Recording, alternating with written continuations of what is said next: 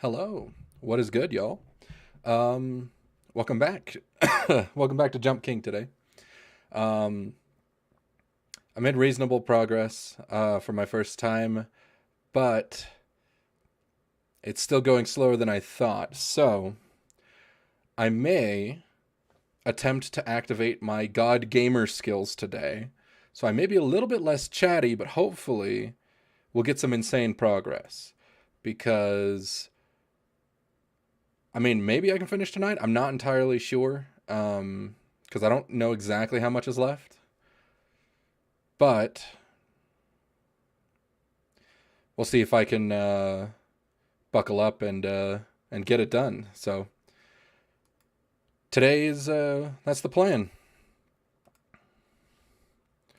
Let's shrink back down to normal size and then turn on the sound so we can start up some more Jump King, and let's continue. We were in what's it called, Bargainburg, I believe. Oh god, I'm all tangled now. What did I do? Oh shit. Okay, so this cord goes the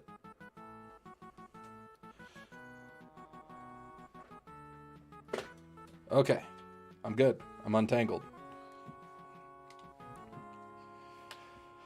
All right. Best of luck here. Onward we go.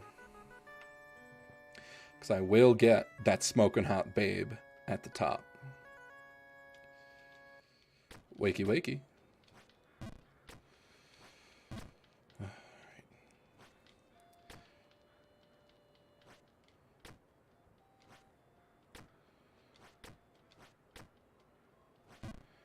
Alright, so we're back here in Bargainburg. This one was full. This one was not full. That one was also not full. That one was on me. Maybe Bargainburg's not a great place to warm up on, but it'll be fine.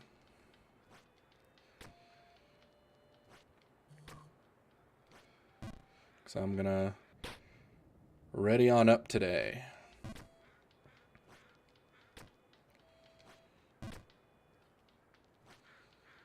Okay. Too much.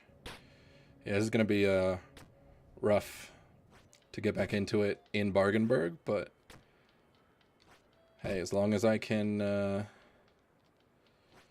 keep it up.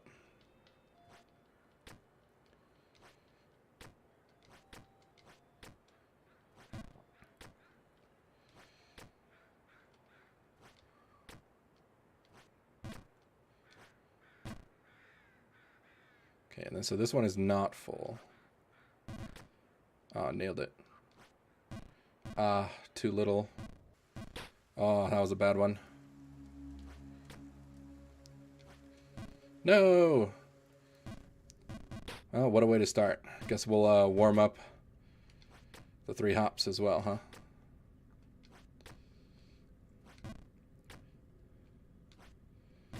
Alright, we still hopping. That's the good news.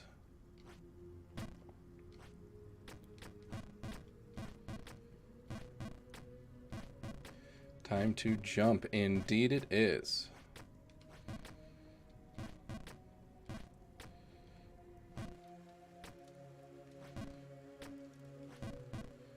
That was nowhere near enough. You have to jump with more vigor and gusto.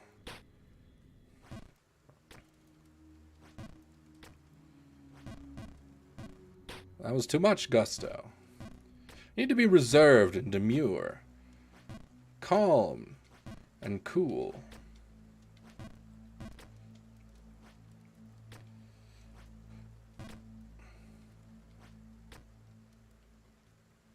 Okay.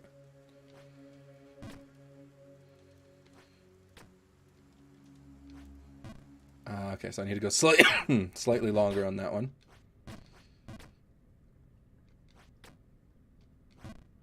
No. No. Yeah, my timing's all bad. How am I supposed to enter the sewer? All right. No complication on that one.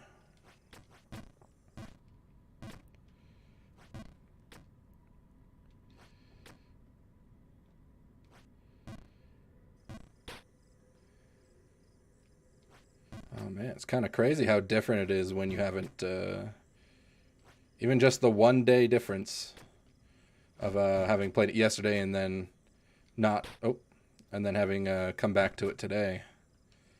It already feels very different. But that's okay.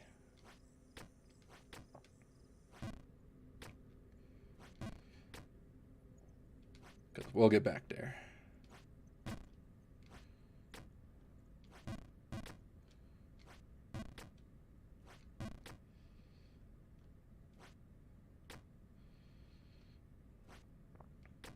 Okay. We will get back up.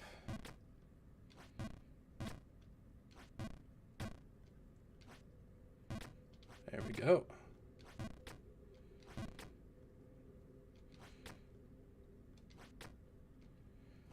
Three hops this time. Oh, too much. Or sorry, not enough. Uh-oh, too much.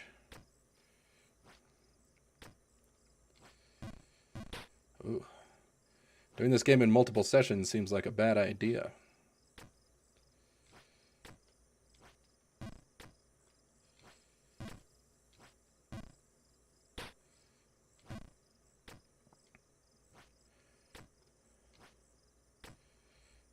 Because you just kind of lose your feel for how everything works.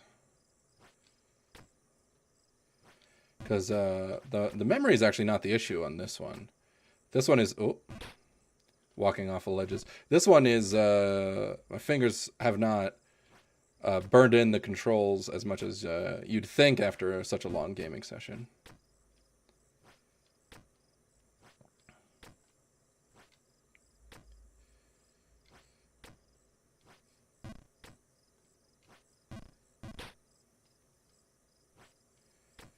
But that's okay. Remember, it's the Goldilocks and the Goldilocks.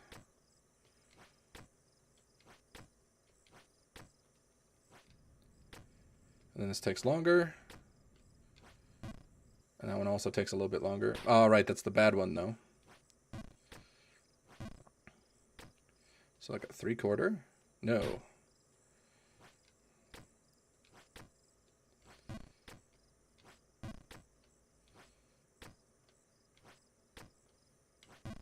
Oh. Jump arc too high. No. No. I might as well have started from the bottom. Oh. I did the thing again. Glad to know that's still here.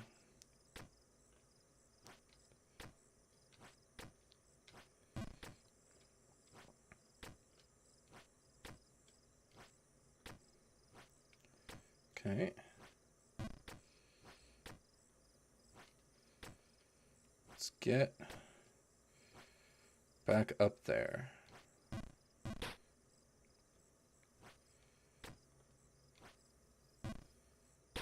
Yeah, that's on me.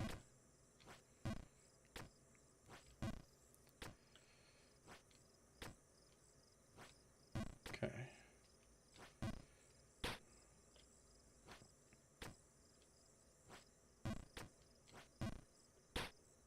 I forgot I have to. This one's kind of a hop. There we go.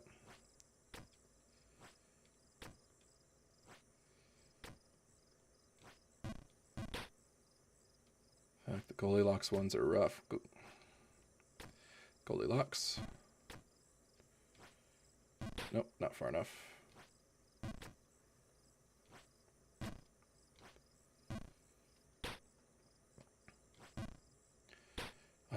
It feels so bad to control now. What happened to yesterday? 'Cause I had gotten like relatively good, but I guess even 1 day away, unless you've played this game a whole bunch, you begin to deteriorate.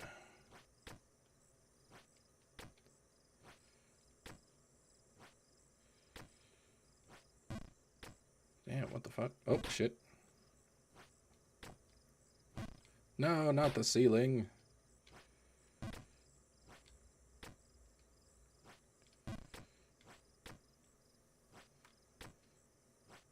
Okay.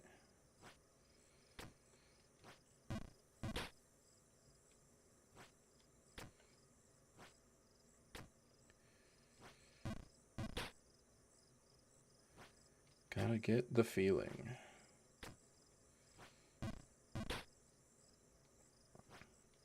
Once I get the feeling down, it's gonna be smooth sailing.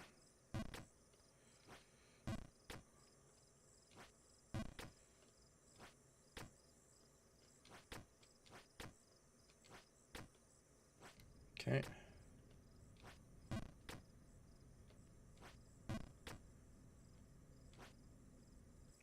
Oh, I held it just a little bit too long and I got a... What the fuck?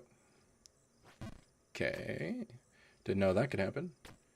But I got a full jump by just barely holding too long.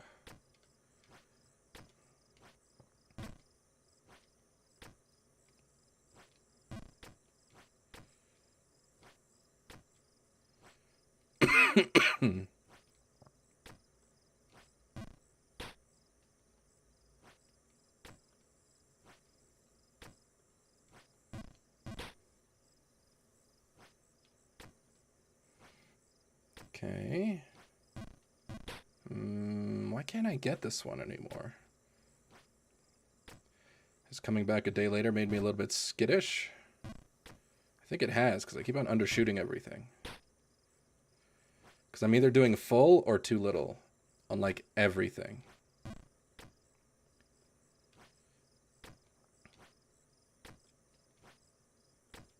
Okay.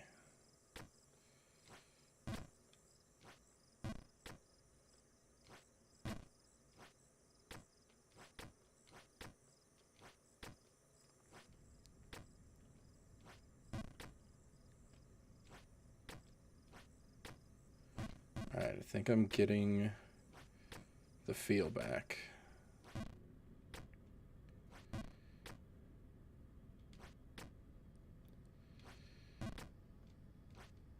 No, that was not even close.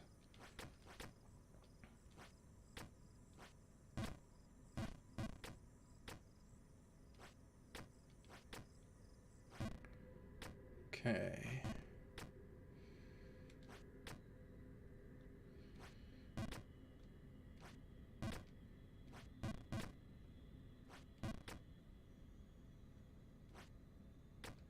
Okay. There we go.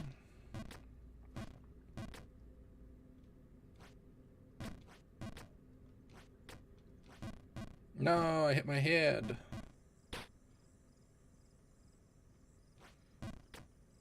Okay.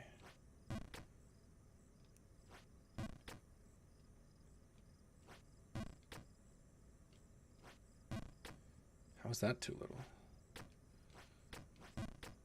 Okay.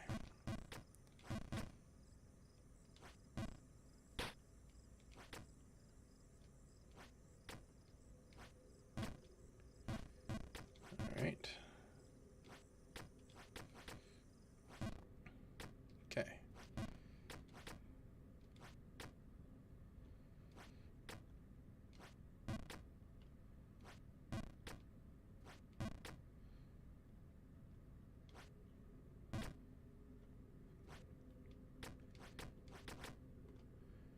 Back here, we're not gonna mess up the 3 hops this time, am I right?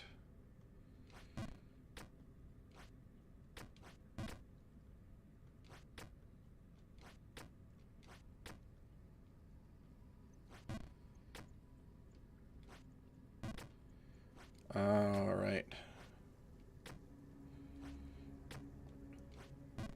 No. Oh, no, too much. My hops are a lot worse today.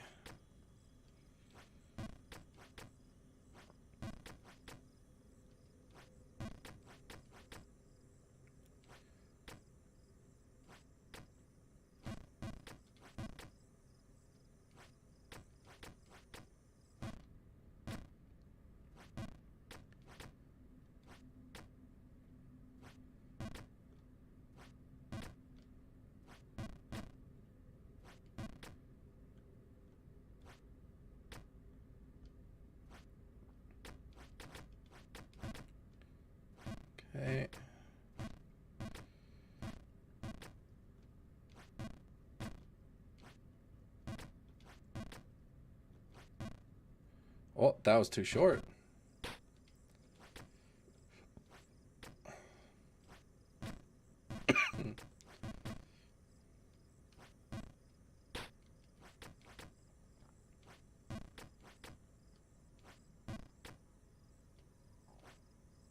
What the?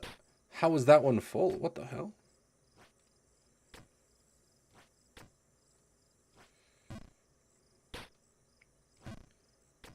All right.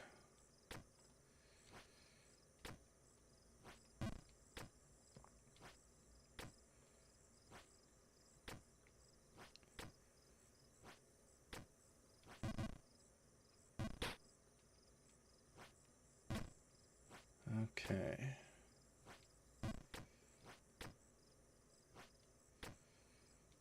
What?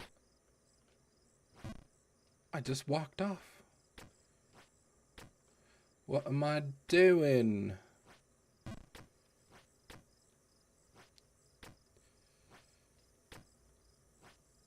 What? I don't know what that was. I'm on something apparently.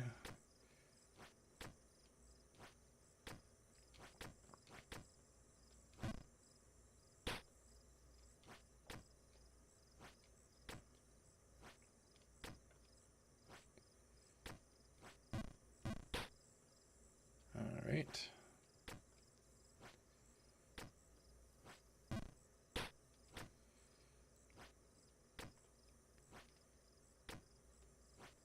Whoop. I think I'm doing the thing I was doing at the end of yesterday, which is like, because I've been in an area, I'm just kind of like semi-autopiloting and focusing too much on getting from place to place as opposed to focusing on each individual jump. Yeah, that's what I'm doing.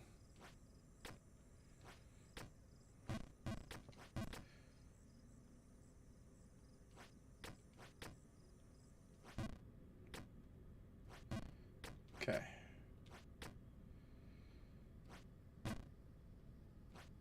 Nope, that was not even close to enough.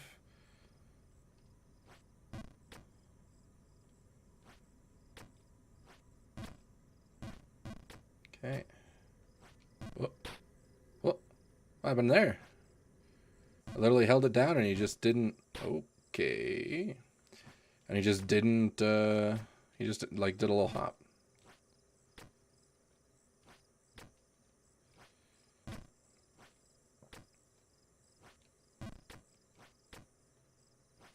Okay.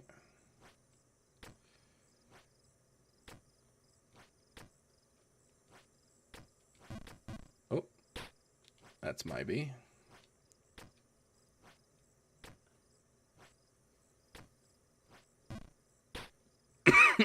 Not even close to enough. What the hell? What am I up to?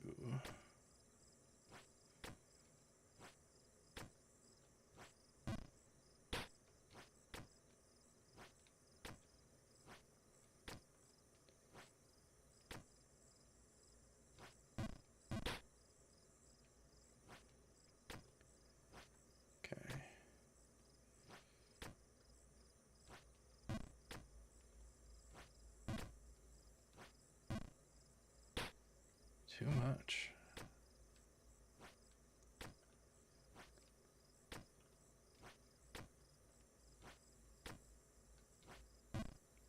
What? Why are my hops not working? Why am I suggesting myself to this pain? Cause why not? We'll see if the game can break me. What the fuck? Yeah, my hops just aren't hopping like they used to. Now they're all either too big or too short. Man, how a single day can atrophy your jumping muscles, huh?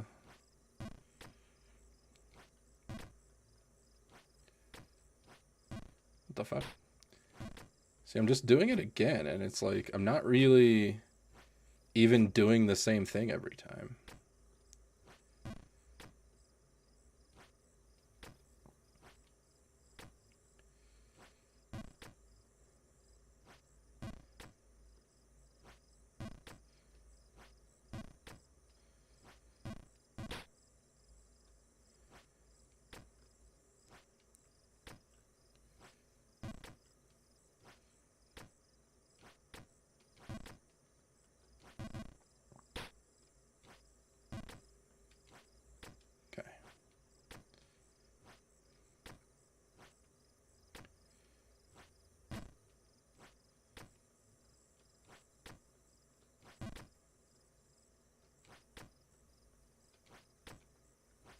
Okay.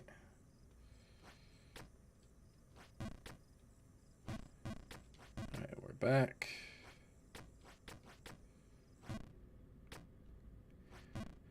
And we're back over here. Oh, what? It did it again. Is my connection actually messed up or something?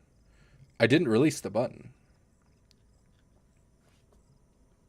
Okay, hold on. I'm gonna unplug and replug real quick. Cause that one that one actually felt weird. There's been 2 so far, so that one was me.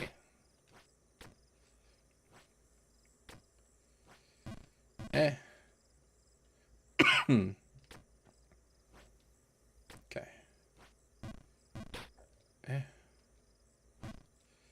Oh.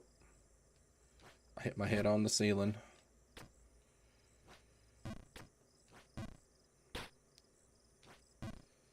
Oh, not far enough back.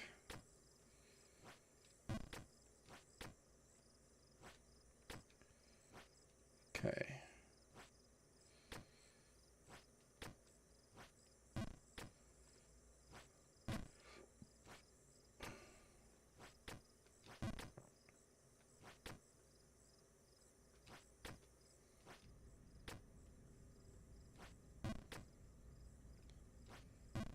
Okay.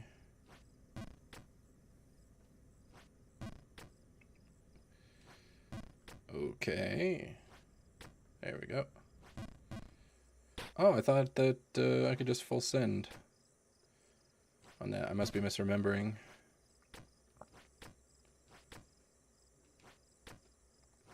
Okay.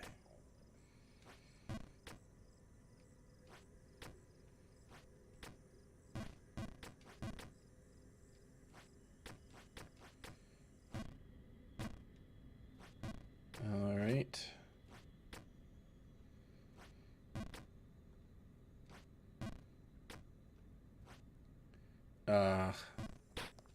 See, now I keep messing that one up because I remember yesterday I breezed through those parts, but now, I just did the full send again instinctively. Okay,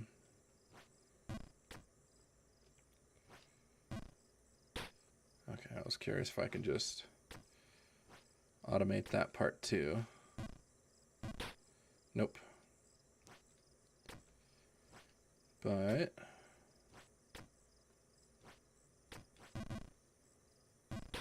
youch.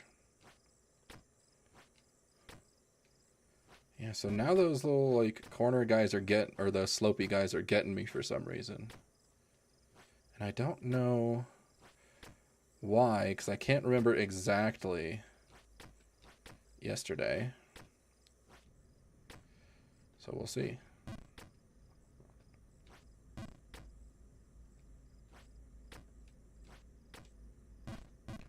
Okay. Not enough.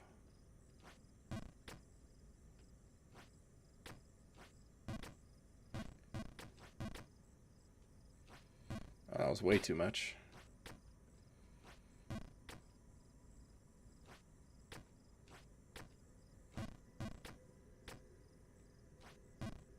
Also way too much.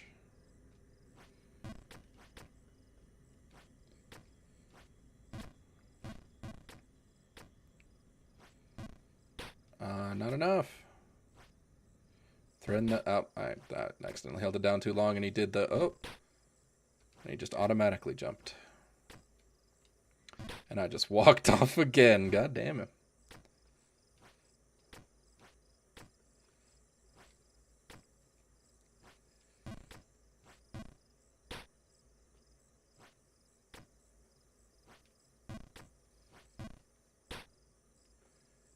Well, shit. So this game definitely lends itself better to longer play sessions. Because when you take breaks in between, it's kind of incredible how quickly you lose a lot of what you've been gaining. I'm sure if I played it for like long enough, that it'd be fine. But damn. Because it's only been pretty much a whole day. And I'm already incapable of using my judgment to like properly gauge how much each one is meant to be.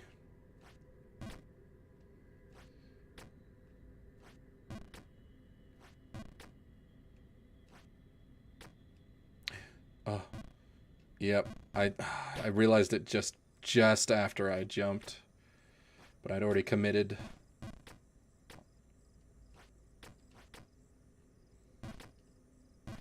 Okay.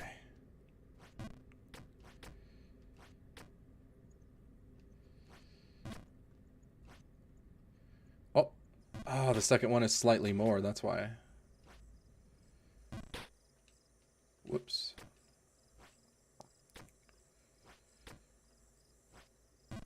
Oh, way too much. I think that was a full send.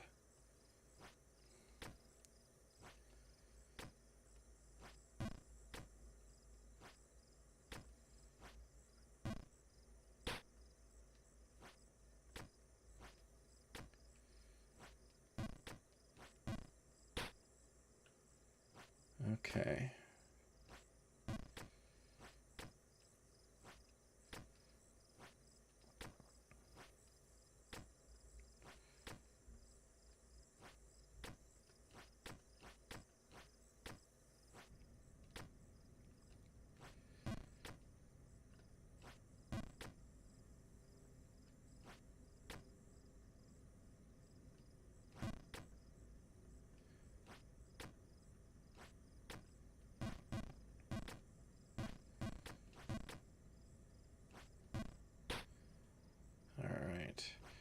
And I wonder how long it's going to take me to actually regain what I've lost, though, in the one-day break I took. Because I lost more than I thought. But hopefully we should be able to get it back without too much time spent.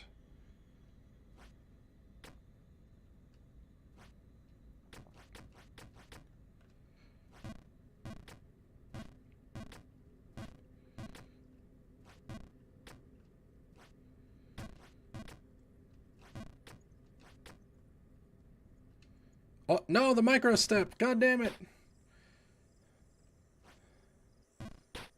That one was just me.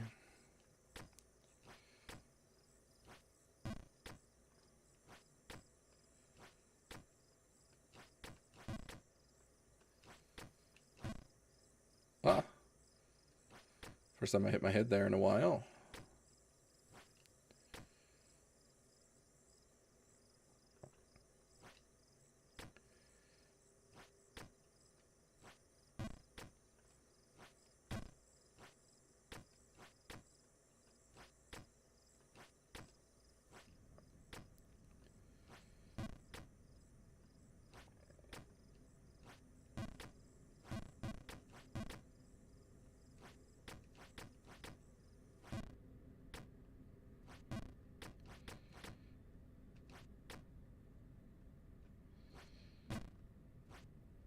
What? No. I thought that one would be close enough.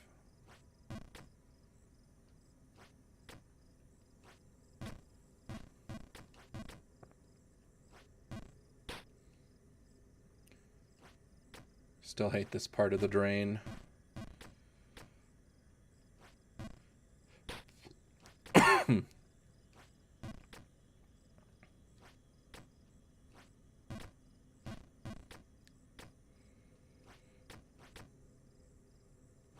Okay.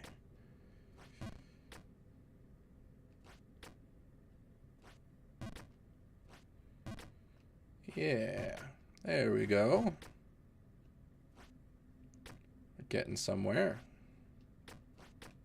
Just gotta make sure not to micro step anymore.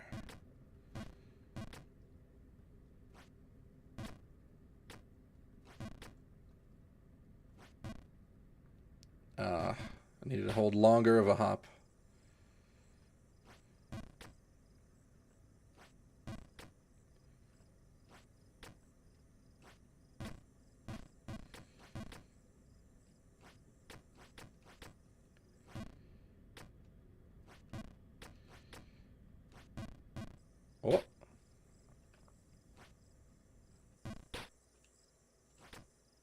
Oh, what the fuck?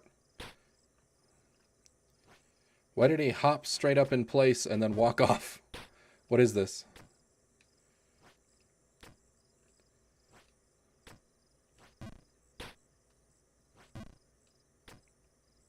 I didn't even know I could bounce off of that.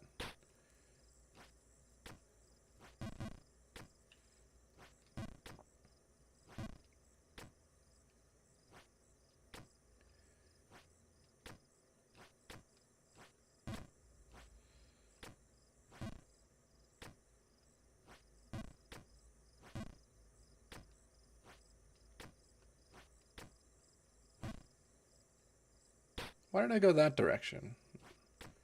What is my brain doing already, huh?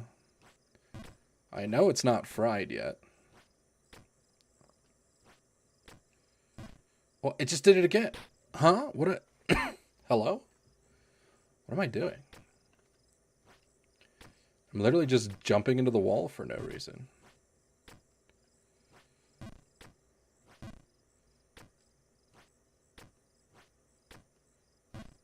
Again. Okay, hold on. What is happening to my brain?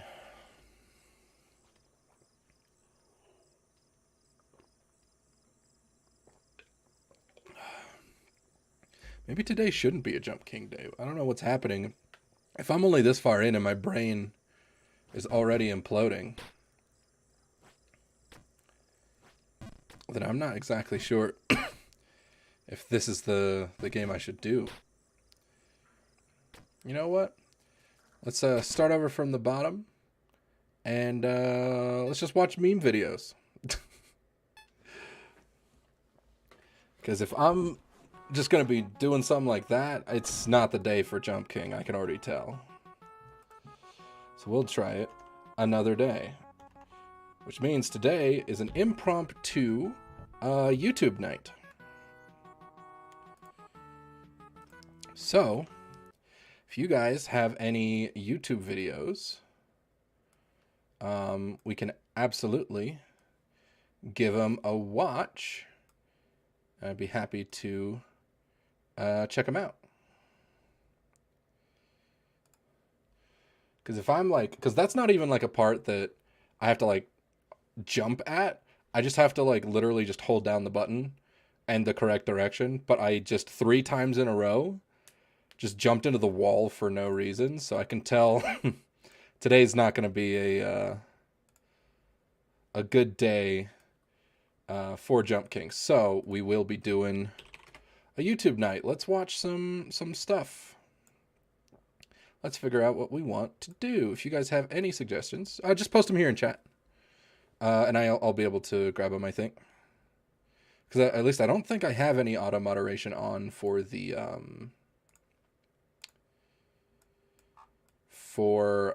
like disabling links or anything. So you should be able to just send YouTube links through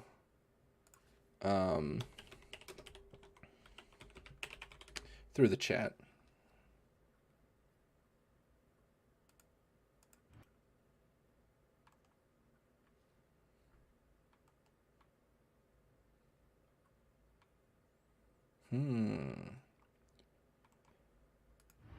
Yo guys, it's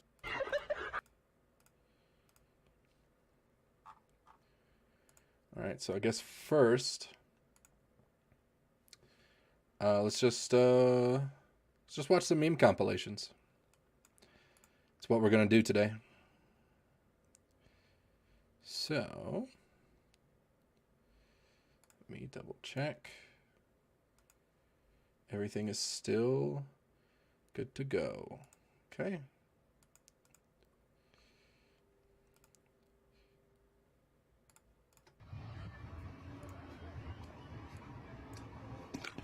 Oh, no, dude. Not the wieners. No. Oh. Without breaking. 1 foot high. Without breaking, he said. Ratatouille. He's free now. Oh, dude. Mouse. I don't know why I suddenly have the thought of like mouse golf. where it's like you have to spook a mouse and then bet on which like hole it hides in. Because like, imagine that sport where everybody just like has like a mouse, and then you have to spook your little mouse, and then he has to run in whatever hole he hides in. You have to like call the hole. Like, I guess that's more like pool than golf. I don't know. Just suddenly that image came to my mind.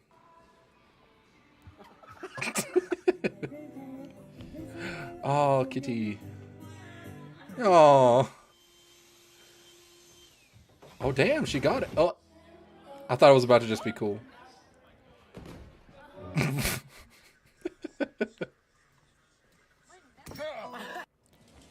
Damn.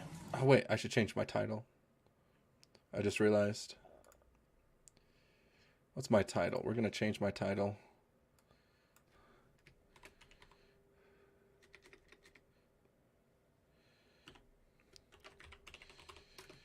Chatting plus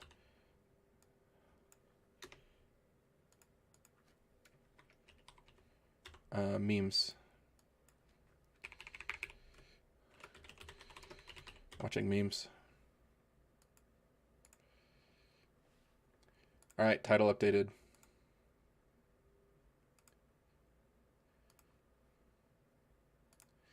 Don't know what kind of video to send. I mean, if you have like an interesting video, if it's like a meme video, sure. If it's just like an interesting, I don't know, just something that you could find yourself watching at 3 a.m. and staying up because it's interesting enough to keep your attention. Something like that. Feed it the tickets. Oh, is it about to... How many... Oh, the bag! Why do ducks always eat like that? Every time you see like a video of a duck, they're just like... just like bobbing their head really crazy. Go, go, go, go! Oh my god. Rip Grandpa. Goodbye, cat. Legalize anabolic steroids. Bro, that watch? I'd wear it. Okay. Not today. Yo, he getting that couch out of here. Let's go. He's moving. Not today. Oh, no, not the car. Is this your cat? I just wanted to say hey. Are you gonna hit your head on the... But why, though? Oh, it was solid. It was... Did you just... Oh my god. Deserved. What did you think was... I don't know what they thought was gonna happen. Oh. Oh. That's a good... Did that... Wait, whoa, whoa, whoa. Did that spark? Am I crazy? Oh my god, it did spark. How did it spark? Isn't that concrete?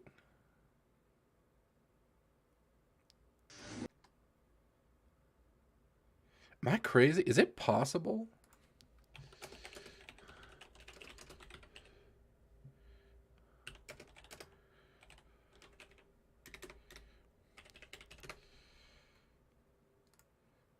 Expensive.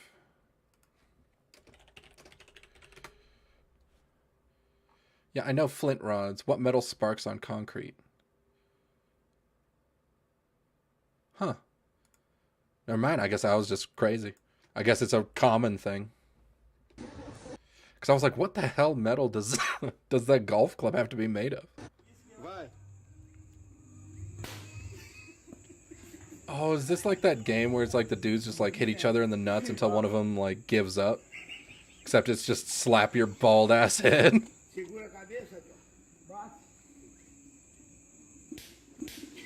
Yeah, straight up. Oh, he brought a turtle to church. Not even close.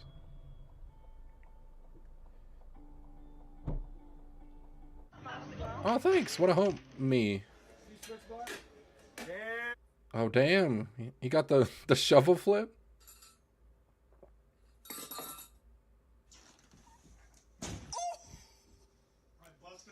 Oh, that's a thin ass wall. Oh, it's like the ribbon rope things. Rip tree, yeah. That happens when you're a bigger guy. You kind of gotta know. Oh my god, the car's deloaded. It's a wireframe. Bro, you gotta turn on the model. It's glitching. Not the food. Anything but the food. You know, bro, ass ain't playing. You got this whole fucking leg up in the engine bay. This nigga, yo, shit. Engine bay. This nigga, Wait, did he just? Ain't playing. You got this whole fucking leg up in the engine bay. This nigga, Oh, the guy just misunderstood. What is he? Oh, he's just shooting the ones he's already shot. Was that Toad bleeding? Hey. Controller rage. Hey, how do I?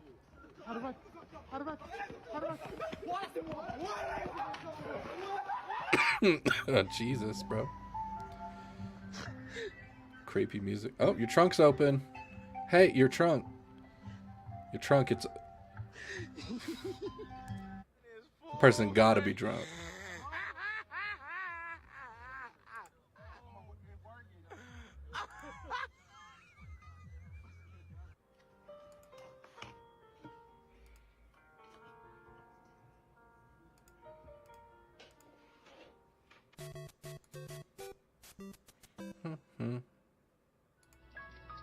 He's just bald.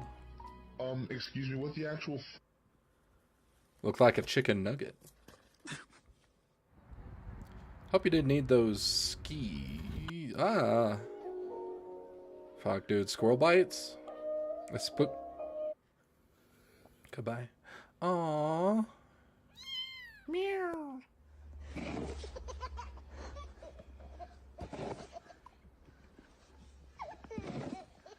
Oh, kids. Kids are so dumb, man. It's great. Oh shit, he's on the run. 5-star. What crime? He's a criminal. No fucking way. What? What? A surfboard guitar? I stick on my phone, but I'll be using Okay. this for a while. So if y'all need me, just send me an email. I'll make sure to put my email down below. Oh, dude, lemur. I used to really like. He wants pets. I used to really like lemurs. Like, I don't know if you guys ever knew of there's like that old TV show. What was it, like Zimbabwe or whatever? Like, it was an old kids show. Simafu? Zubumafu. That's what it was. This guy. Oh god, this is a sad article. He's passed away. What have I done? Oh no. But whatever. Oh yeah. I just meant to click the picture. Okay, maybe this one's not so bad. But yeah, there was this old lemur show that like showed you a bunch of animals and stuff. Dude, when I was a kid, I ate that shit up because I like lemurs. They were really cool, and like the ringtail, and like they're big and long. They were kind of like, I don't want to say exotic, but like a primate version of like a raccoon. And I thought that was so cool because I actually liked raccoons too, because raccoons were pretty sweet as well. Oh, I think I broke my. There we go. Now we're good. Snowman. Oh my god. Honestly, kudos. How did they even... No, there was a jungle gym nearby. They totally got it covered. Okay. Is that a cow? Moo, bitch. Get out the way. That's kind of sick. Can I help you? Wait, oh, it's a kangaroo. I thought it was a goat.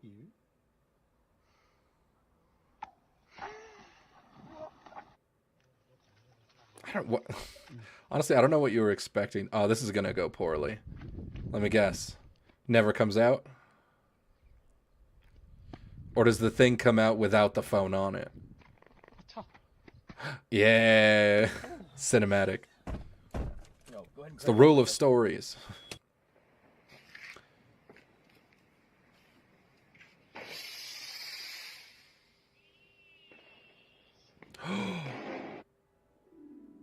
Oh my god. Could you imagine? Bro, that'd be fucked up. You're just like chilling in your house, and then suddenly a firework just comes flying in from outside because you open your window because it's hot, and then it just explodes, and I don't know, you die of a heart attack or some shit. Jesus Christ.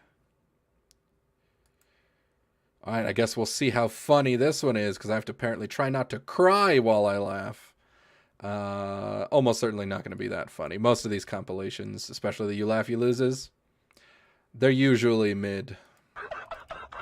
Look at you all grown now, Anthony. Look at you all grown. Look at you. Ah! When you're in Minecraft creative mode. Finally. I drink your milk. So, I drink your milkshake. और लोगों की परेशानियां बताएं. all right, you can have it.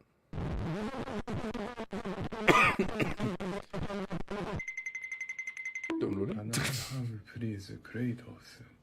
I want Kratos. Who are you? Kratos. Depends on the weapon and the man. Oh, damn. That's a good-ass Kratos.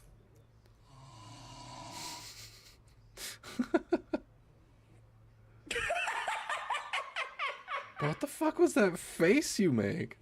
I understand, like, he's waking up. Like, what the fuck is happening? Oh, man. Meow. What? You mean obesity?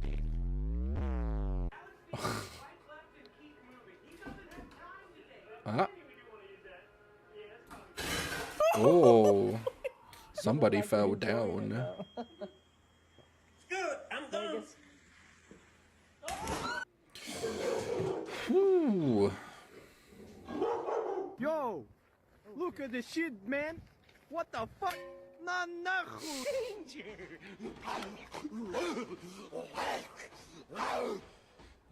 Just barking at the dog. Dude, when you're messing with dogs, you gotta give them the ree. You gotta be the Scooby-Doo. Assert who's the alpha. Michael Jordan. Oh, this one's loud.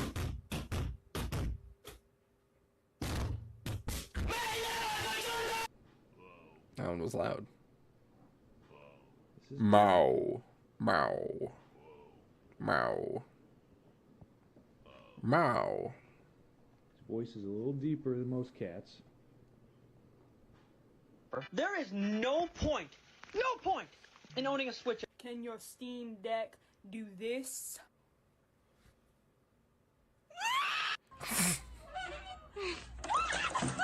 Hold on, what was on that list? Alright. Advantage to the Switch is that you can play Switch exclusive games. Steam Deck. Ah, I see. There is well, here's the problem. The Switch exclusive games are good shit, though. That's the real problem. this. Damn, she dying. We out here dying. Man, you're a tall glass of water. Damn, man, you're like a tall glass of water. Whoa, we got the same guy in the same room at the same time. That's crazy. Dude, twin jokes.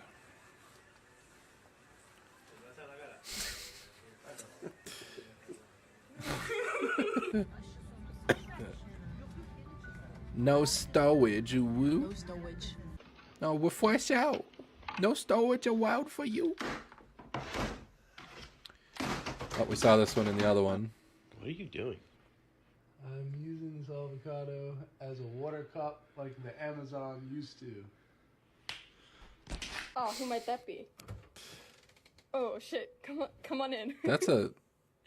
Oh God, how did you get them to actually come in?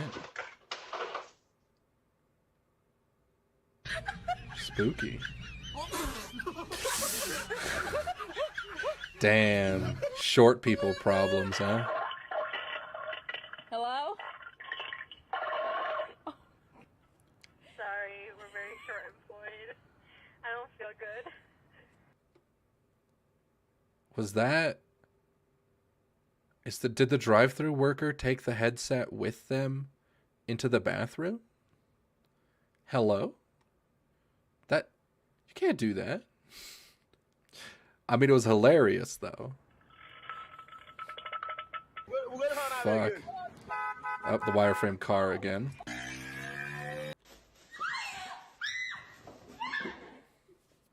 What'd she get? What'd you get her? Her slippers.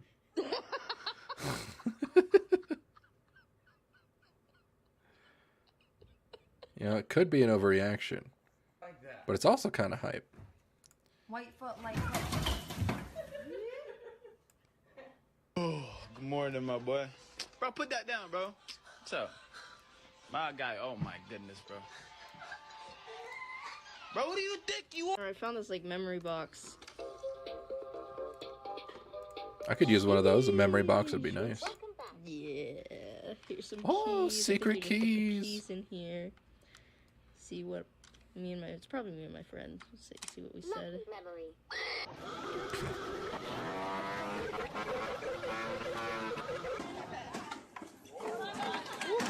No, no, no, no, no. No, Optimus! Optimus! No! Why did nobody help him? Fuck all of these people. Alright. So he starts stumbling here. And then this man... It is now his job to step in and help. And then that doesn't happen. It's like, oh no, okay, shit. And then did he just give up? What the? This guy's a problem. Fire him. Optimus did deserve that. You wanna see me dunk? Sure. Yeah? Okay. Yo, imagine he just pulls out a glass of milk and Oreos. And it's like, yo, check out this dunk. Alright, that was a bit funnier. Damn, skills.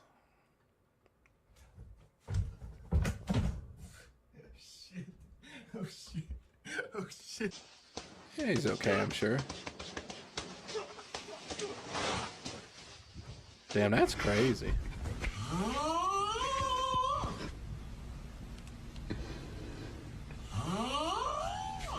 That's not a real snore. He sounds like an alarm. He'd wake himself up. That's an alarm.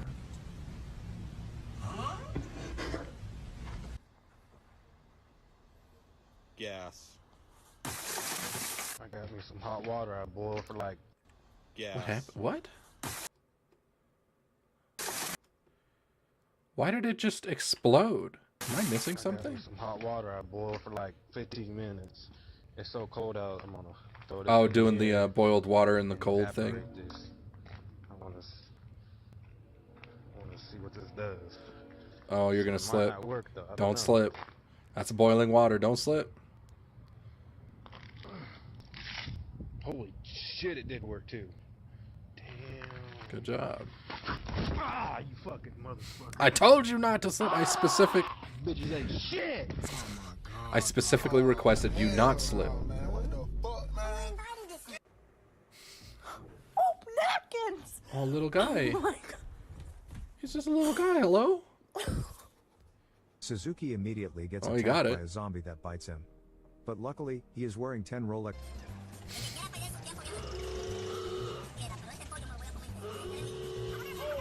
Are those minion sounds? Hey Google. What sound does a fart make? This is a fart. Kids are so easy to entertain. Look at this tall ass nigga. For Christmas I got these mood chocolates. I'm gonna try the silly one. Get out. Just get out.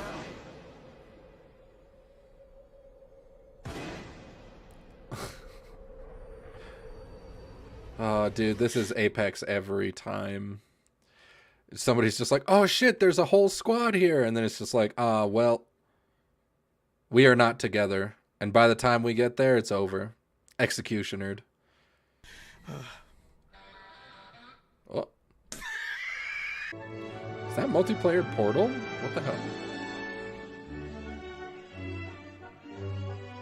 Beautiful. Some bean green casserole. Love to see people come together. My eye.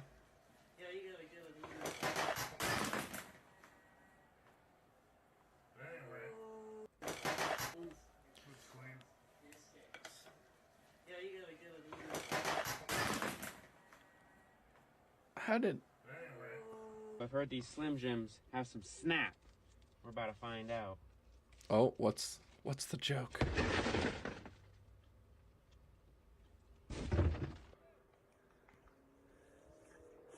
Nice.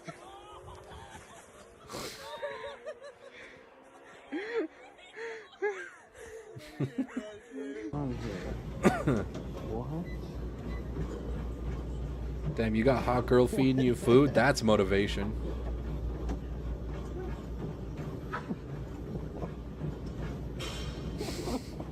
What kind of hat is that? Pepsi.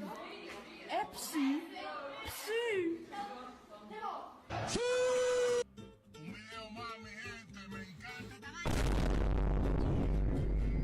Decided to ask the Grinch to explain this picture. Ooh. Damn, a little bit of a spicy Grinch. I texted that to Martha in secret. How did you get it? But not my fault. I did everything I could, and you did too. Also, why are you still here? I love nature. What the hell? Oh my god, what is this machine? That is so sick.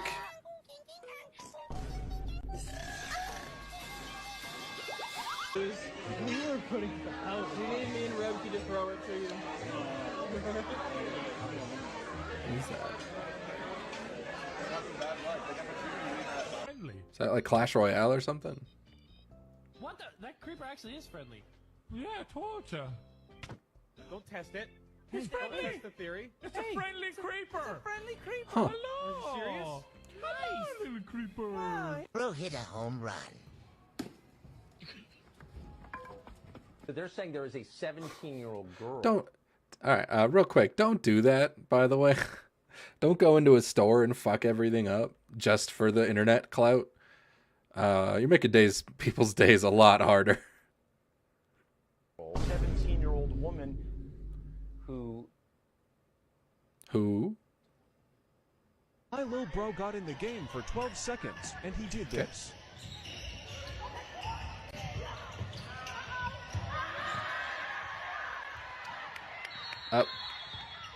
The fuck? He immediately went back on the bench. Deserved. Unsportsmanlike. Wait. That shit was underwater? Some clear ass water. Oh, goodbye. Long live the king. Let her go. Oh no, she's holding onto the raft.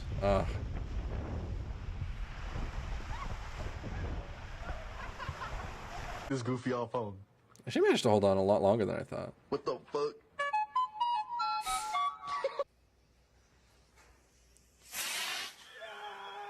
Oh. Oh, that's actually such a cool idea. So I don't have like any fidget toys. This is the one I need.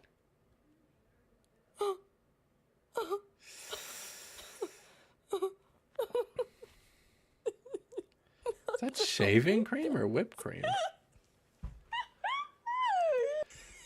Either way. Oh, it's gotta be shaving cream. Hey, yo, don't let the dog. No cap, I feel like this egg could probably stick to something.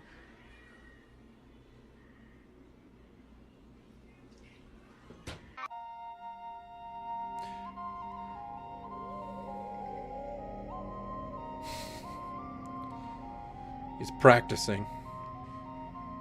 Another video for more funny memes. Thanks for watching. Ta-da! Memes! I kind of want to know, what would it be called? Logging? Logging machine? What the hell was that shit? World's modern long-range excavator machine working. Well, this looks like an outdated one, though. Where's that, like, modern shit? Top 10, huh? Is this just, like, top 10 units or top 10 types of machines?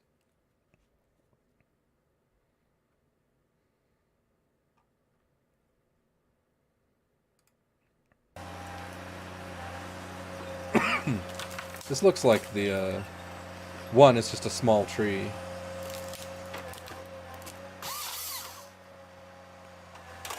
Yeah, that's the one. Damn. Oh, it can do multiple trees. If they're smaller trees.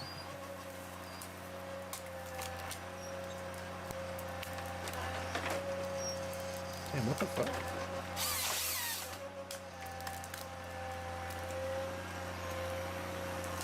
Dude, that's so cool. Yeah, it just feeds through all of them and cuts them into equal-sized bits. Dude, these machines are crazy.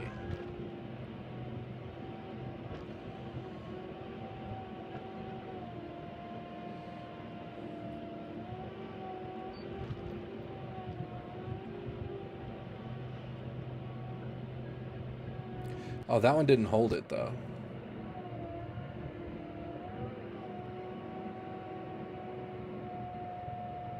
Okay. Oh, is it just because it's a bigger tree, so it had to do it differently? No, this one also just looks smaller. I think it's just a smaller model. Some good shit, though. That's crazy.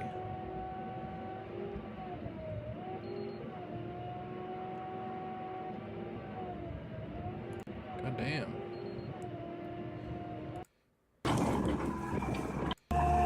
Okay, so now we're gonna try and get out this big tree. But this isn't even a logging. God, that's loud. This one's not even a logging equipment. This one's just. It's just one of the buckets.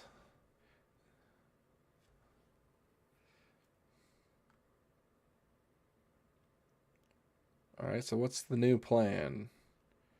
Get a logging machine? Yeah, these ones aren't even like logging machines. Damn, that's crazy. All right, let's see if there's anything interesting on the informational front. I just realized. Where is my...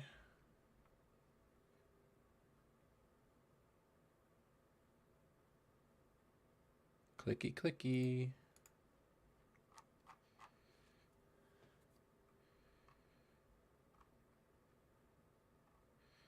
So what about... Yes, this is a video I've been meaning to watch for a while. This episode is brought to you by Brilliant. Wind power is one of the fastest growing renewable... So this one's about solid state wind energy, where it's basically what would replace the windmills and, like, you know, being able to take up much less space, basically, in the world, and be less mechanically destructive and problematic. Works well at scale, but it's not perfect. A wind turbine's massive size and moving parts make them challenging to roll out because of the space they take up, as well as the maintenance. But what if we could scale down that power to something that could fit on your roof? and be self-contained with smaller moving parts, or maybe no blades or moving parts at all. Let's look at some of the future alternatives for harnessing wind power. I'm Matt Farrell. Welcome to Undecided. Hello, Matt Farrell.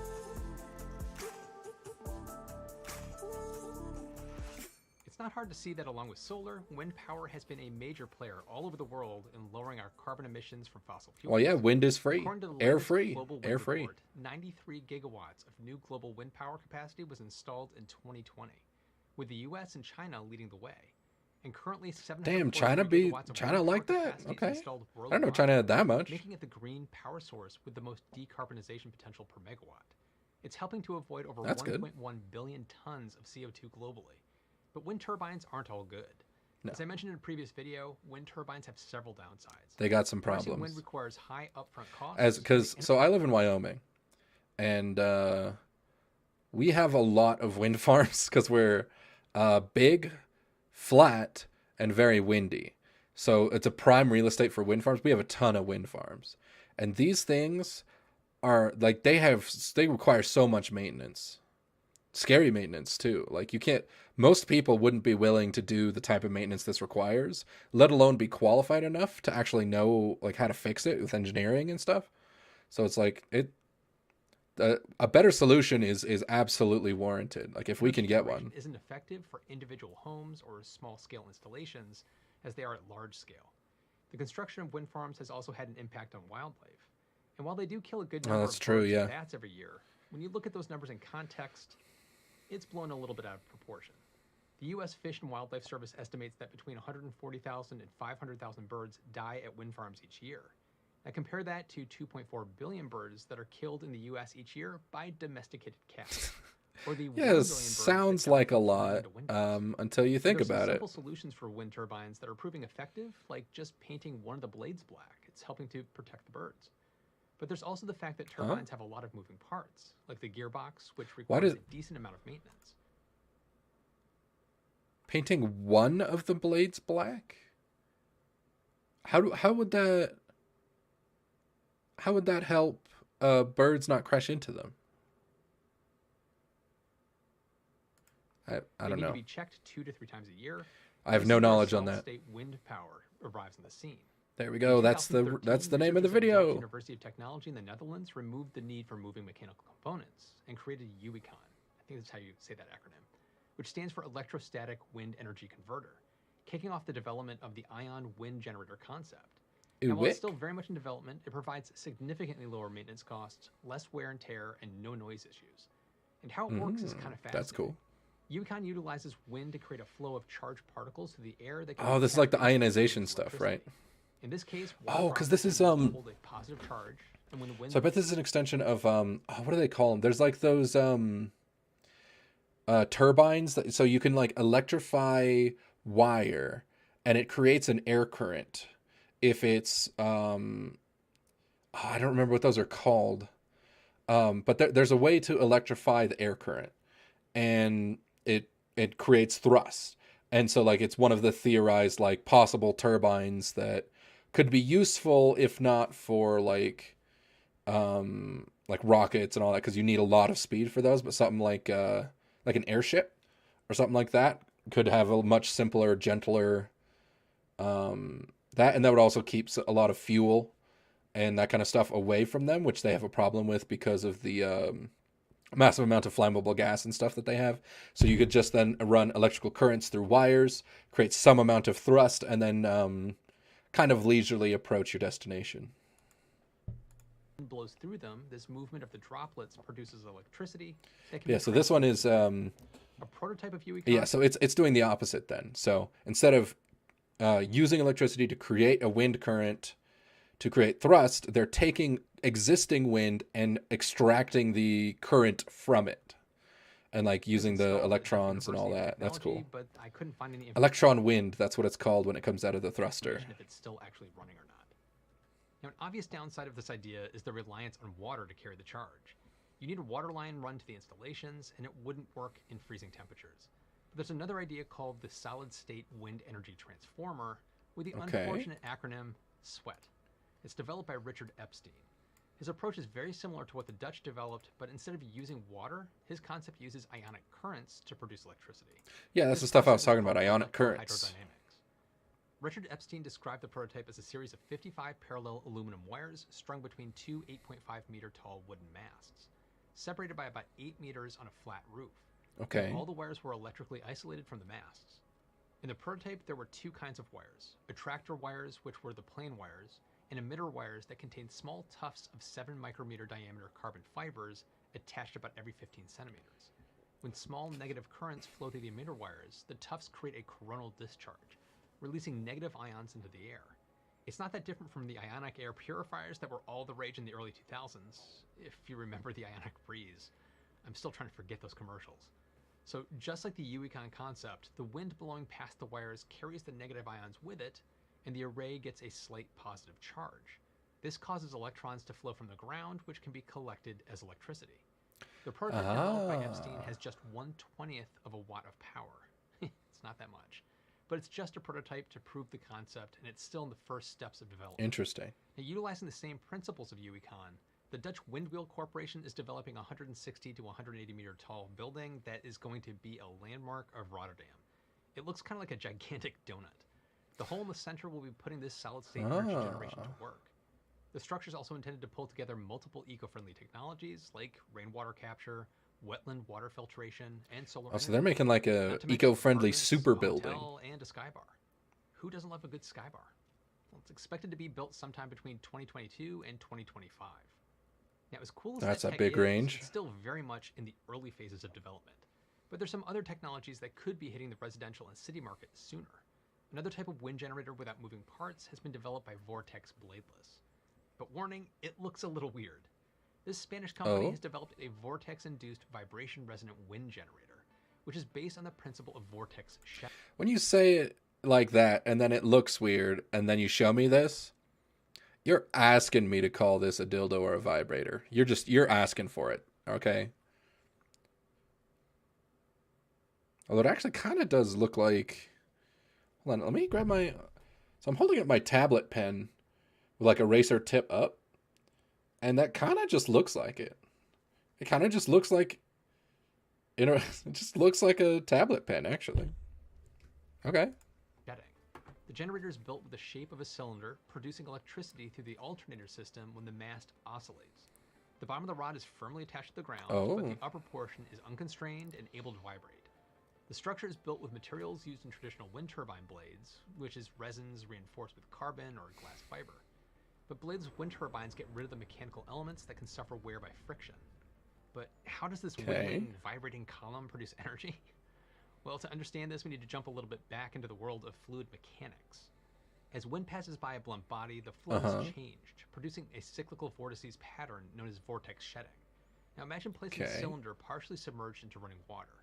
If the water is moving too fast or too slow, the vortices that form around the cylinder are chaotic. But if the speed of the water and the frequency of the object are matched, the vortices form more consistently and will exert force on the cylinder, causing it to move. Every body or structure has a natural frequency. If the frequency of these vortices is close enough to the body's structural frequency, it starts to oscillate, resonating with the wind. This is also known as vortex-induced vibration. You've probably seen or heard of the ramifications of this effect on bridges that weren't designed properly, like the Tacoma Narrows Bridge. Engineers and architects so this is the shit that caused that big bridge collapse. They designed structures to have different resonant frequencies from the wind's resonant frequency. But Vortex Bladeless is doing the exact opposite in order to put vortex-induced vibration to work. Vortex's mass geometry is specifically designed to achieve maximum performance with typical wind speeds. To convert these vibrations into electricity, Vortex Bladeless turbines utilize an alternator system made by coils and magnets. They can adapt the vortex dynamics with no gears, shafts, or rotating parts. This design provides reduced maintenance and rules out the need for greasing. Now, this magnetic confinement design acts as a tuning system, so it can increase the stiffness of the system according to the deformation. That was going to be my question, because it was saying that you have to match the frequency exactly in order to oscillate correctly. And that was going to be my question. I was like, well, but wind is not like that consistent. Like you can be like, oh, the average wind speed is this, so you set it, calibrate it a certain way. But then suddenly you have a really strong day or a really weak day, and then it just doesn't work. It's basically adjusting and synchronizing its natural frequency to match the wind's frequency.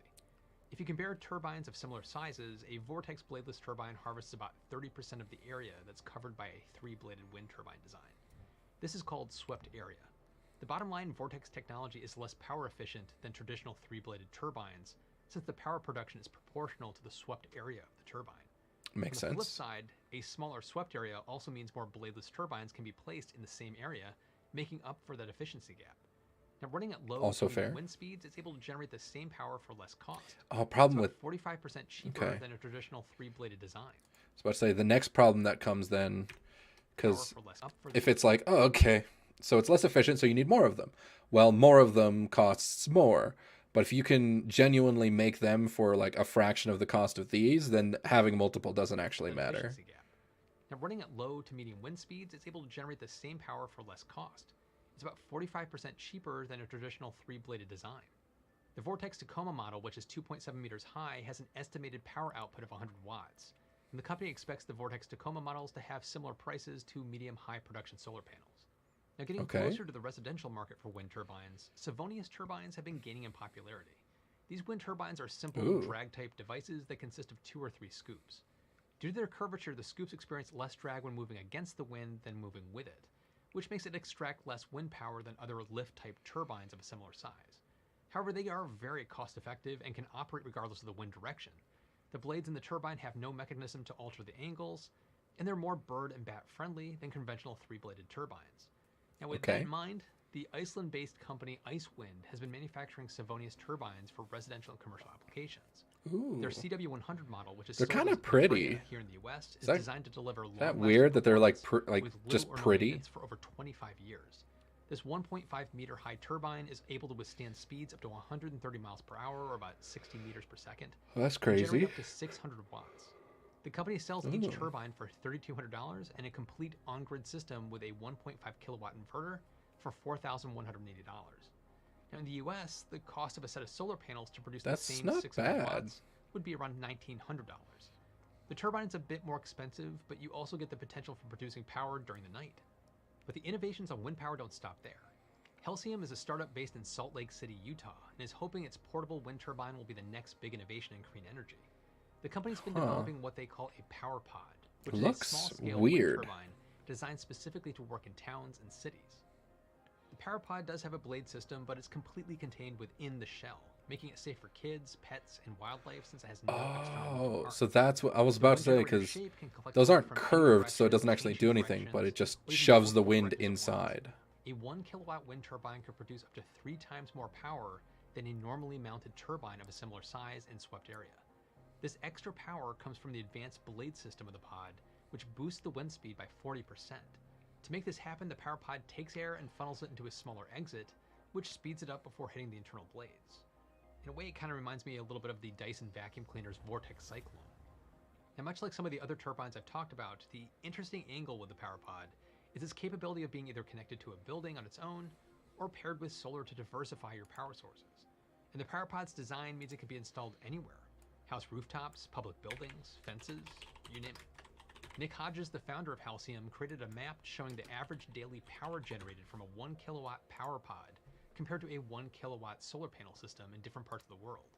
In most cities, the power pod could perform equal or greater than a conventional 1 kilowatt solar panel system.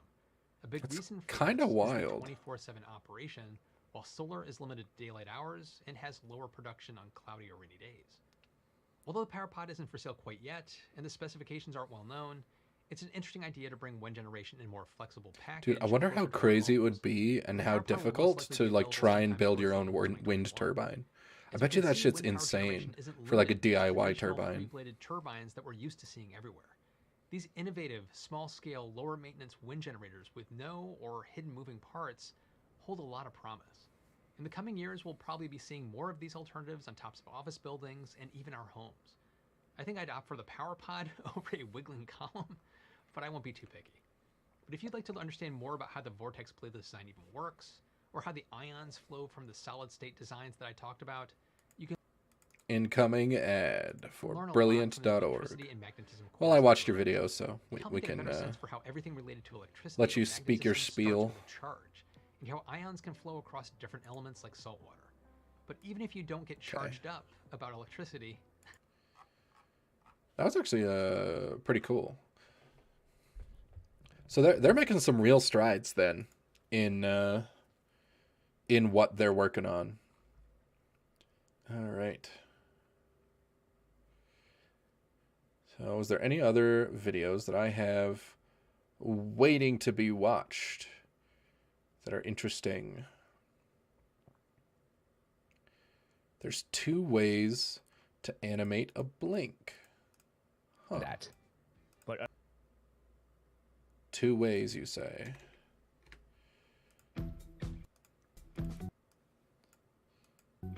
Okay. Hi, my name is Dong. I'm an animator. Hi, Dong. Today, I'll show you 2 ways we commonly animate blinks in the industry.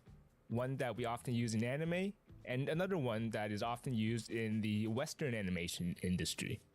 Characters blinking help bring realism to your scene. We all blink, on average once every 3 to 4 seconds. More when our eyes are irritated, and less when we are in a state of focus. In a lot of scenes, we may have one or more characters just there, holding still. A held cell, if you will. And one of the easiest ways to give the character more life is to add a blink every once in a while.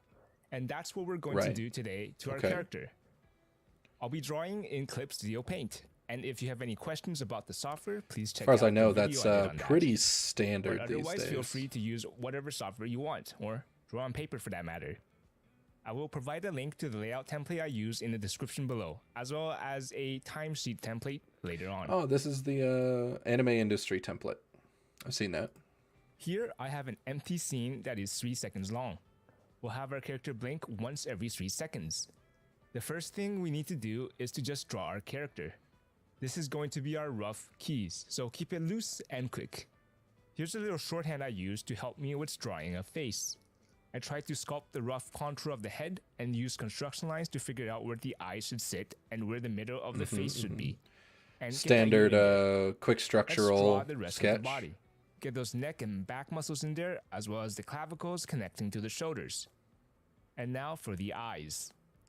Eye designs can vary greatly production to production, and check out my video. So this is just the animation stuff. At the halfway point of our scene, frame 37 in this case.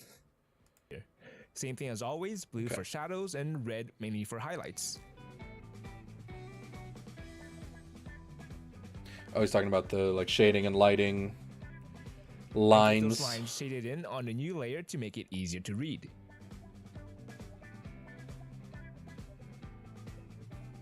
Here's a quick way to get an anime style highlight on your hair. Show me the eyes. Drawing. I'll create a new drawing at the halfway point of our scene, frame 37 in this case. When we close our eyes, the upper eyelids stretch fully down, while the lower eyelid will move just slightly upward. Yeah, upper eye does most of the work. End up near the bottom of the open eye shape relatively. If the closed eye shape is too high, it will look strange, and too low, the animation will look rigid. The line of the eyelid should move down slightly as well. I might have made it too low in my drawing in terms of realism, but I think it looks good. Again, if the line of the eyelids don't move, it's going to look really rigid. And same thing with the eyebrows. Lower them a bit during the blink. You can obviously modify these movements to match your own unique designs and needs. I'll add some lashes to the eyes to finish it and label this drawing as B2. With our rough keys drawn, let's give it a quick tie down and use that opportunity to clean up the lines a bit and separate our drawings into separate layers. I'm going to take everything and lower its opacity and just draw over it. In the industry, we call this process tie downs or Genga, and I go over the process in my Genga video, so check that out for more information. This really isn't about how to... I guess it is technically how to animate a blink. But it said that there are 2 ways. So I guess this is just all the setup. A1 cell and the eyes being animated on the B cell. Okay. First, I'll show you guys how we animate a blink in anime productions. Moving on to our timesheet to plan out our animation, this is how things are going to look. The open eye position of B1 is held until frame 36. the closed eye position of B2 is exposed for 3 frames, and in-between drawing is held for 3 frames, and lastly, we go back to the open eye position of B1, held until the end of the scene. In terms of timing, we are going to have the in-between drawing favor the B2 pose at about a 2/3 position. This means that the in-between drawing would be more open than closed. Alright, let's get that drawn. The top of the eye contour will be a bit lower than the open pose, and the bottom lid will be a bit higher. Make sure to move the top eyelid and eyebrows a bit as well. The pupils and iris should be shifted down a bit compared to the open eye position. If you don't, your animation will look really rigid. Right, so we're doing the doing like a snap or whatever it's called.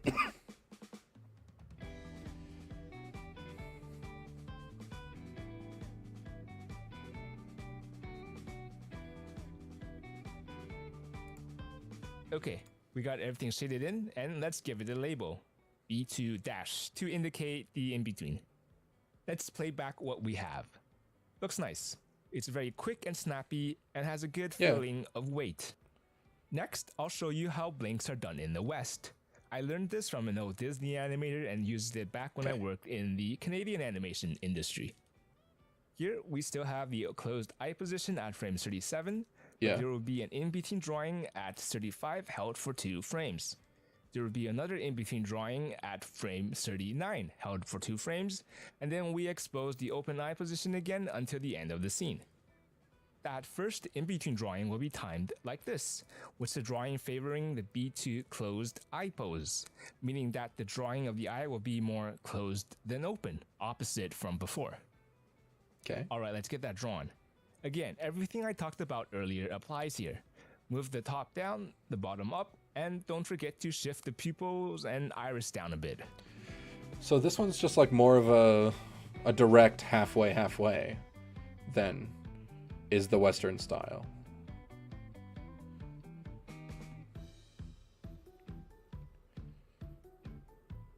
Remember to label your drawings, B1- in this case. For the other in-between drawing, we can just reuse what we made before, but just retime it a bit to match our timesheet. Okay, let's play it back. Although it's not as snappy as the previous example, this blink animation is much smoother thanks to being animated on 2s and just having more drawings. Yeah, so you do a halfway so that you can put it before and after the close. That's actually pretty interesting. So you still have one drawing, but it gives you 2 frames, which makes it an extra, like a lot more smooth. Which one is better? Which is interesting. Well, they all serve their own purpose, and it's really up to you to decide how you want to animate your scene. That's it for today. Thanks to everyone who is... I think I want to try that at some point. Go away. Why do I have 20 tabs open? What the fuck? There we go. Alright, next video. Because I'm sure my backlog is reasonably large.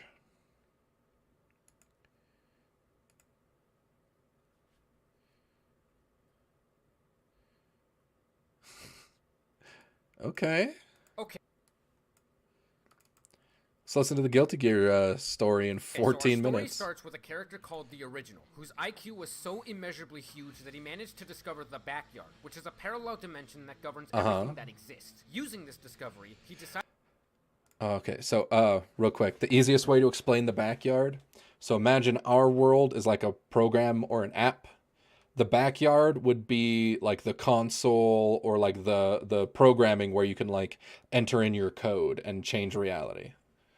If that's the easiest way to explain it. Called the Universal Will, which is tasked with bringing true happiness to mankind, but it gets confused and becomes the main antagonist instead. Are you with me so far? Okay, fair enough. At the turn of the new millennium, Y2K actually happens, and every single electronic device in the world malfunctions in an event. That's probably still my favorite thing, is that like the entire story of Guilty Gear is based on what if Y2K was like real, and then because it was real, we developed magic because all technology Event known bad. as the Dawn of Revival, which plunges all of humanity into chaos. Fortunately, there were 5 geniuses known as the Apostles who knew that Y2K was going to happen and offered a new energy source, magic. A few years later, a researcher who at this point is only known as That Man kickstarts the Gear project alongside his colleagues Frederick and Aria.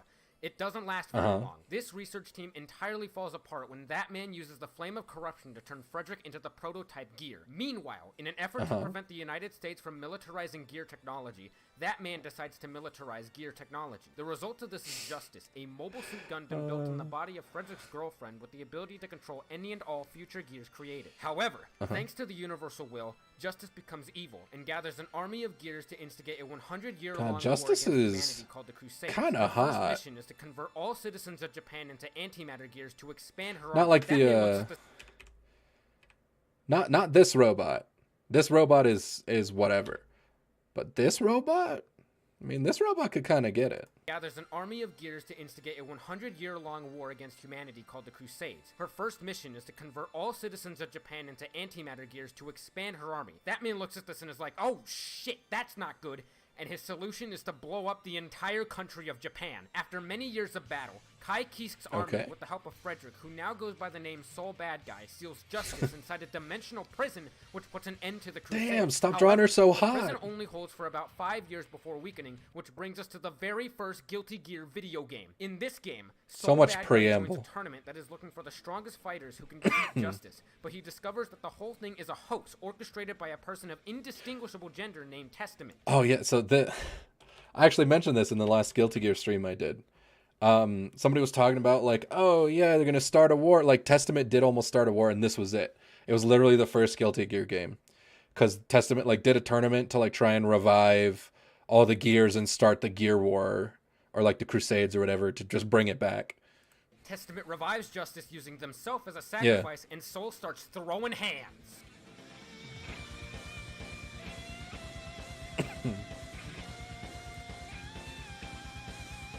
Honestly, the original Guilty Gear doesn't look that different from like Guilty Gear Accent Core Plus R. Like visually, it all looks pretty much the same, like all the moves and stuff too. I'm sure it was a mess though. The first one of a series always is, especially if it came out in like the 90s. Damn, you really spending all that time in your short 14 minutes just showing us some of that? Whoops Justice's mechanical ass. But remember, Justice was built on top of Soul's girlfriend, so now he just has to live with the fact that he took the life of his one true love. Sucks for him, I guess. And this brings us to our next game, Guilty Gear X. Guilty Gear. Sex. What? Nothing happens. Zex? But it does set the stage That's for not Guilty real. Gear XX Accent Core Plus R, where Kai Kisk becomes one of the 3 kings for a fictional nation known as Illyria. And Hey, also Daryl. falls in love with We love Justice's Daryl. daughter, Dizzy. This leads directly into the 4th game in the series, Guilty Gear 2, Overture, where Kai and Dizzy have a son named Sin, but because Kai would rather be a king than raise a child, he gives his son to Soul Bad Guy. While out on a mission, Alright, this Soul is and Sin get the, attacked by an army of like, backyard MOBA creatures led one. by a woman named Valentine, who I wanna seeks to play kidnap this Dizzy one. and use her DNA to unlock the cube. It actually which is a looks location pretty in the good. backyard that allows any Visually, I individual to mean. control all of reality itself. Soon after, Sin experiences firsthand what it's like to have daddy issues, which causes him to run away in anger. But Is this it weird to backfires say that it looks kind of like Kingdom Heartsy? Is that weird? I've never played Kingdom Hearts, but I'm getting the vibes. Maybe it's the clothes, but I'm getting the Kingdom Hearts vibes. experiences firsthand what it's like to have daddy issues, which causes him to run away in anger. But this backfires because Valentine kidnaps Sin and plans to use him to unlock the cube instead of Dizzy. Soul goes through a magical Oh, portal that Valentine takes is him so cute. directly into the backyard, and at the last second stops Valentine from entering the cube. Soul also manages to destroy the key to the cube, thus compromising Valentine's entire plan, putting an end to what would become known as the Baptisma 13 incident. Afterwards, Soul begins assembling a new weapon known as the Junkyard Dog from the Wait, Baptisma 13. That is like I'm pretty sure that's something from Kingdom Hearts, isn't it? Is it? I can't tell if this is a, because I swear they have like a something 13 in Kingdom Hearts, don't they? Fuck. of a much more powerful weapon called the Outrage in the pachinko slot machine game called Guilty Gear Vast Edge XT, which takes place 3 months prior to the events of Guilty Gear Xrd Sign. In this game, a girl named Ramlethal declares war on the entire world, but then gets immediately captured by Soul. But then she reveals that she was only a decoy so that the leaders of the United Nations, known as the Conclave, can enact their true plan, which is to activate the cradle over the city of Babylon, causing an explosion and killing everybody. Why did they do that? Soul and Kai learned from an elite assassin named Zato-1 that the cradle is actually a teleporting spaceship which houses the Conclave itself, who have been warping back and forth between the backyard and reality this whole time. Apparently, the Conclave is planning to fuse their souls with the corpse of Justice and take over the world. The Conclave position themselves under a giant fucking lightning bolt and are ready to begin the revival process. Yeah, because pretty much every single event in Guilty Gear is pretty much has to do with Justice. Because it's like, oh, it's Justice. And then it's like, oh, it's to revive Justice. And then it's like, oh, well, Justice's corpse has special properties. Like, can we just delete this damn thing so the world could be at peace? How did nobody go into the backyard and be like, let me just delete this? But then Dizzy thwarts their operation with a magic thing. I would tell you what that magic thing is, but this is what I wrote in my notes, and I mean I fucking wrote this shit and I have no idea what it means. Now up to this Wait, what? But this is what They come up with a plan. Dizzy will take over the electronics that Justice will attach to in hopes that it prevents Justice from fusing. Well, that actually makes sense. So Justice wants to fuse with electrical stuff, and Dizzy takes them over. So because if they're part of Dizzy, then she can't fuse with them because it's like in a video game when you're like claiming something for like the King of the Hill. It's like, oh no, sorry, that's owned by a player. You actually can't pick up that loot. I wrote in my notes, and I mean I fucking wrote this shit and I have no Makes idea sense. what it means. Now up to this point, I've neglected to mention Elfelt. named Elfelt. She literally just I love showed up Elfelt. at Kai's doorstep one day and has been chilling with the Soul bad guy crew ever since. Well, it turns out that she's actually evil and reveals herself A to be sleeper but not agent. actually, because she was really being possessed by the Universal Will, who happens to be the Sanctus Maximus Populi, known as Ariels, who is also known as the leader of the entire world. Next game. While She's all the that Pope. shit's happening, a sexy magical witch lady named Eno Hi, awakens Eno. Batman's newest creation, Jacko. Apparently, Jacko holds one half of the soul of a woman named Arya Hale, aka Soul Bad Guy's former girlfriend, who got turned into this asshole. Meanwhile, Soul and his team are on a mission to find and save Elfelt from the clutches of the Universal Will. He learns from that man that this whole time, the Universal Will's master plan was to fuse Elfelt with Justice in order to create an actual perfect human being. Doing so will bring about something known as the Absolute World, which is the result of two quantum particles appearing simultaneously within the backyard, causing both the backyard and reality to merge for a split second, thus leading to the end of the entire world. In the Guilty Gear universe, this phenomenon is what killed the dinosaurs. So yeah, we don't really want that. In addition to saving the world, Don't you hate it when a programming error just wipes out an entire species of dinosaurs? Man Whoops. also grants Soul an opportunity to revive his long-dead girlfriend Arya. Her soul currently resides in both Jacko and Justice, so if you combine the two, you get a whole Damn, why Justice so hot? This is extremely risky and involves firing a giant laser directly at the both of them. Well, Jacko's hot too. So that's exactly what they do. I'm not discriminating. Unfortunately, it doesn't work. The laser is just not strong enough, so they fire the laser directly at Soul so that he can use his weapon, the Junkyard Dog, to amplify the output of the laser just enough to finally complete the fusion process. With Justice destroyed and Arya revived, the crisis is averted, and the Universal Will is taken into custody. When the dust finally I don't remember why she has Batman Joker have one more makeup, meeting before though. parting ways. That man, hiding away in the shadows for so long, finally takes off his hood and reveals himself to be a Catboy who goes by the name of Oscar R. Kreutz. And you know what that means? It's time for Guilty Gear Strive, bitches! Yeah! 3 weeks after the events of Xrd, Eno breaks into the prison cell of the Universal Will and takes directly from her boobies a man named Happy Chaos. You see, at some He's point the in time, Universal Happy Will. Chaos stole half of Eno's powers, which is why she wants him to give her powers back so she could become a god. Happy Chaos just thinks this would be really funny, so he agrees to work with her. Meanwhile, Oscar turns himself in to the United States government and is personally escorted by President Vernon to the White House, where he can go into hiding in the basement. He does this right before the G4 Summit event, which sounds like the title for a Smash tournament, but is actually an event where the top world leaders gather at the White House to discuss politics. It never occurred to me, because it's like, yeah, the G4 Summit, where they all, meet up and talk about the government stuff. But But like G4, wasn't that like literally a gaming channel on TV or something way back in the day? Dude, that's crazy. I don't know how it never occurred to me that sounds like an esports league. White House security is top-notch. Asuka needs this kind of security because he is currently protecting a very powerful magic book known as the Tome of Origin, which Ino needs in order to become a god. Meanwhile, Happy Chaos and Ino determine that since Soul Bad Guy has saved the world on multiple occasions, they should probably find a way to prevent him from doing that. Fortunately for them, Happy Chaos has prepared a trump card, a samurai vampire named Nagoriyuki, who's hidden directly underneath this residential apartment building. He could just walk in and make his way to the basement, or he just wants to show off a bit, you know. Moving on, Ino then lets herself get caught by the police, which was part of their plan, but pretty much everybody finds it a little suspicious that this all-powerful character got arrested by a bunch of nobodies, so they're going to have Soul present at the White House for extra security just in case Ino is planning something. But none of that matters, because when G4 actually begins, Happy Chaos mind controls all of the White House guards to be under his command, and now the White House is completely defenseless. Happy Chaos walks into the G4 meeting room and politely asks President Vernon to take him to where Asuka is located. Luckily, Soul rushes This in is and where we get all the punches Daryl Happy Chaos in the scenes. face, and then he books it out of there alongside the president. Happy Chaos then says fuck it and decides to activate a previously classified government project known as Tir Nanog, spelled like this, which reveals that the White House is actually a giant floating airship, which is now en route to crossing the borders of Old Mexico, potentially leading to the White House getting shot down and starting a war. It suddenly dawns on Asuka that the amount of knowledge and magical power required to perform all this crazy shit can only lead to one truth. Happy Chaos is actually the creator of magic himself, the original. Oh, God. Yep. That shit's crazy. It's him.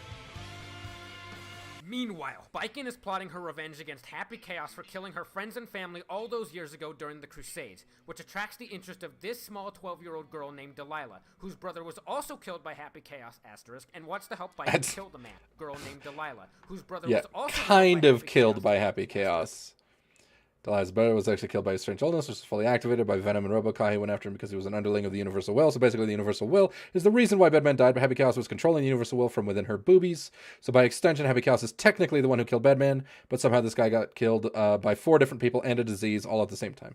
Damn, bro. Bedman had it tough. And wants to help Baiken kill the man. Baiken doesn't exactly condone 12-year-olds conducting assassination attempts, so Delilah leaves to take revenge by herself and attempts to teleport straight to Happy Chaos, but fails and inadvertently creates a super high-density info space bubble directly above a massive city that can explode at any moment. Baiken is in the middle of assessing the situation when she is met with Ramlethal, who's a good girl now and was actually appointed to be the head of the Illyrian Brigade, all because she ate a burger. Baiken and Ramlethal... Hey, and got her dog killed.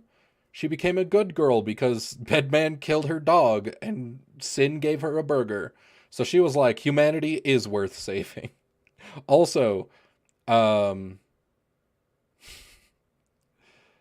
dude, the dog scene is so weird. For those who don't know, so Ramlethal was given a dog. And then Bedman, in order to teach her a lesson, killed that dog and gave her a new dog. And that taught her that living beings are unique and can't be replaced. And then, so he just, you're welcome for killing your dog. I've opened your eyes. The fuck? You know what? What if Bedman deserved it? Okay. Magical door portal, which brings them on board an airship alongside May, April, Sin, and Faust. If there's any team that could prevent a crisis, it's this one. Using a very low Sin and Faust. What does it say? If there's any team that could prevent a crisis, it's this. Lots of dolphins, titties, thinks babies pop out your eyes. Get over the fact that she was a villain until she ate a burger. That's real, not making that. No, he's 100% correct. All it took for her to become a good girl was to have a dog die and eat a hamburger. This one. Using a very long rope, dragons, and a big door, the team manages to slice the info in half, preventing the city from exploding and saving the lives of over 120,000 citizens. Baiken and Delilah completely give up on revenge, and Faust does, something. Whatever that is. Well, who gives a shit about all that? Oh yeah, he died with his shoes on, saved. too. With that was crisis funny. Out of the way, let's go ahead and check back in on the White House. Meanwhile, what is he doing? The U.S. Pentagon decides that the only solution to stop the White House from entering Mexico is to shoot it down. But they can't do that until Sol, Vernon, and Asuka are escorted off the aircraft. Conveniently, the room that Asuka is currently occupying is actually an escape pod. So Sol and Vernon start heading down there, and along the way, Vernon reveals himself to be a cyborg. Asuka attempts to use his epic magic skills to redirect the White House away from Mexico, but is interrupted when Happy Chaos telepathically instigates a magic duel to the death.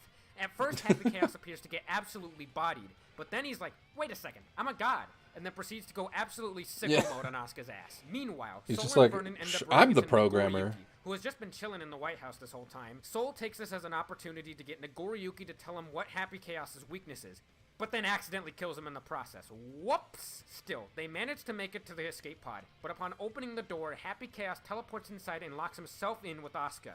But then Asuka comes out with his Uno reverse card all like, fuck you, I was never actually in the escape pod, bitch! They eject Happy Chaos off the White House and redirect the airship to safety.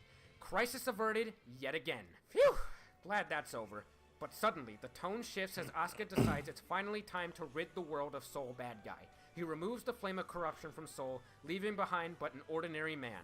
He's just a guy. The curtains finally close on a story 23 years in the making, and a dawn of a new mankind shall begin.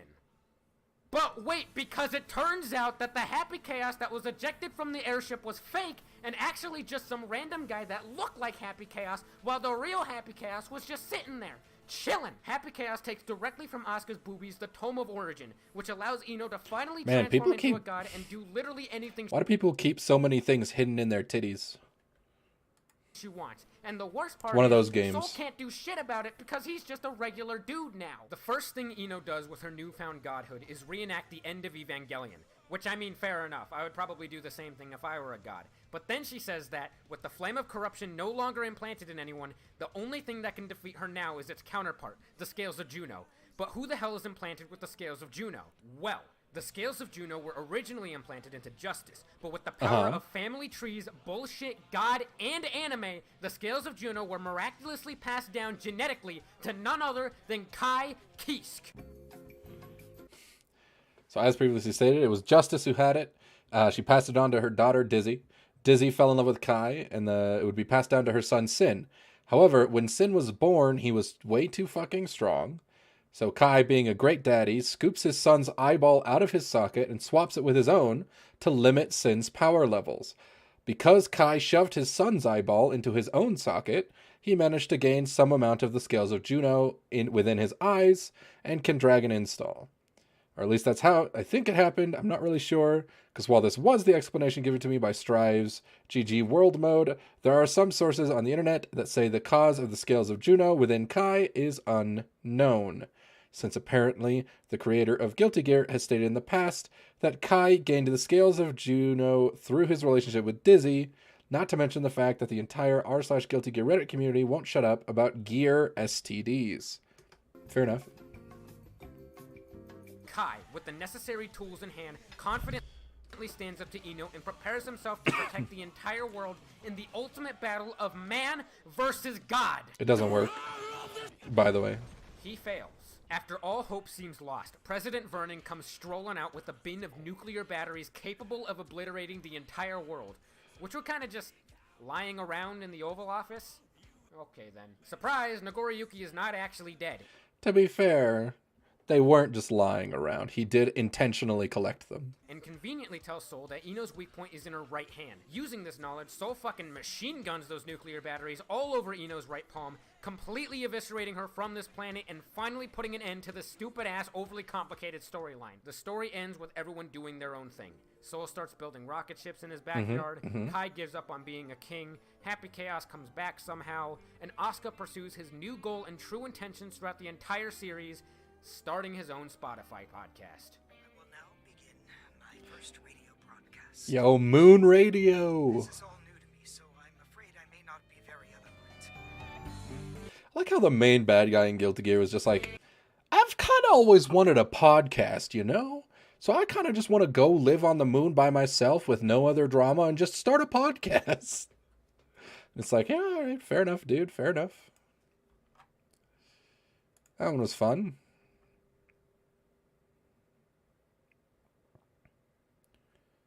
What is gang? Oh, I think this is another one of those animation videos from that guy. What is impossible in evolution? Well, that sounds interesting.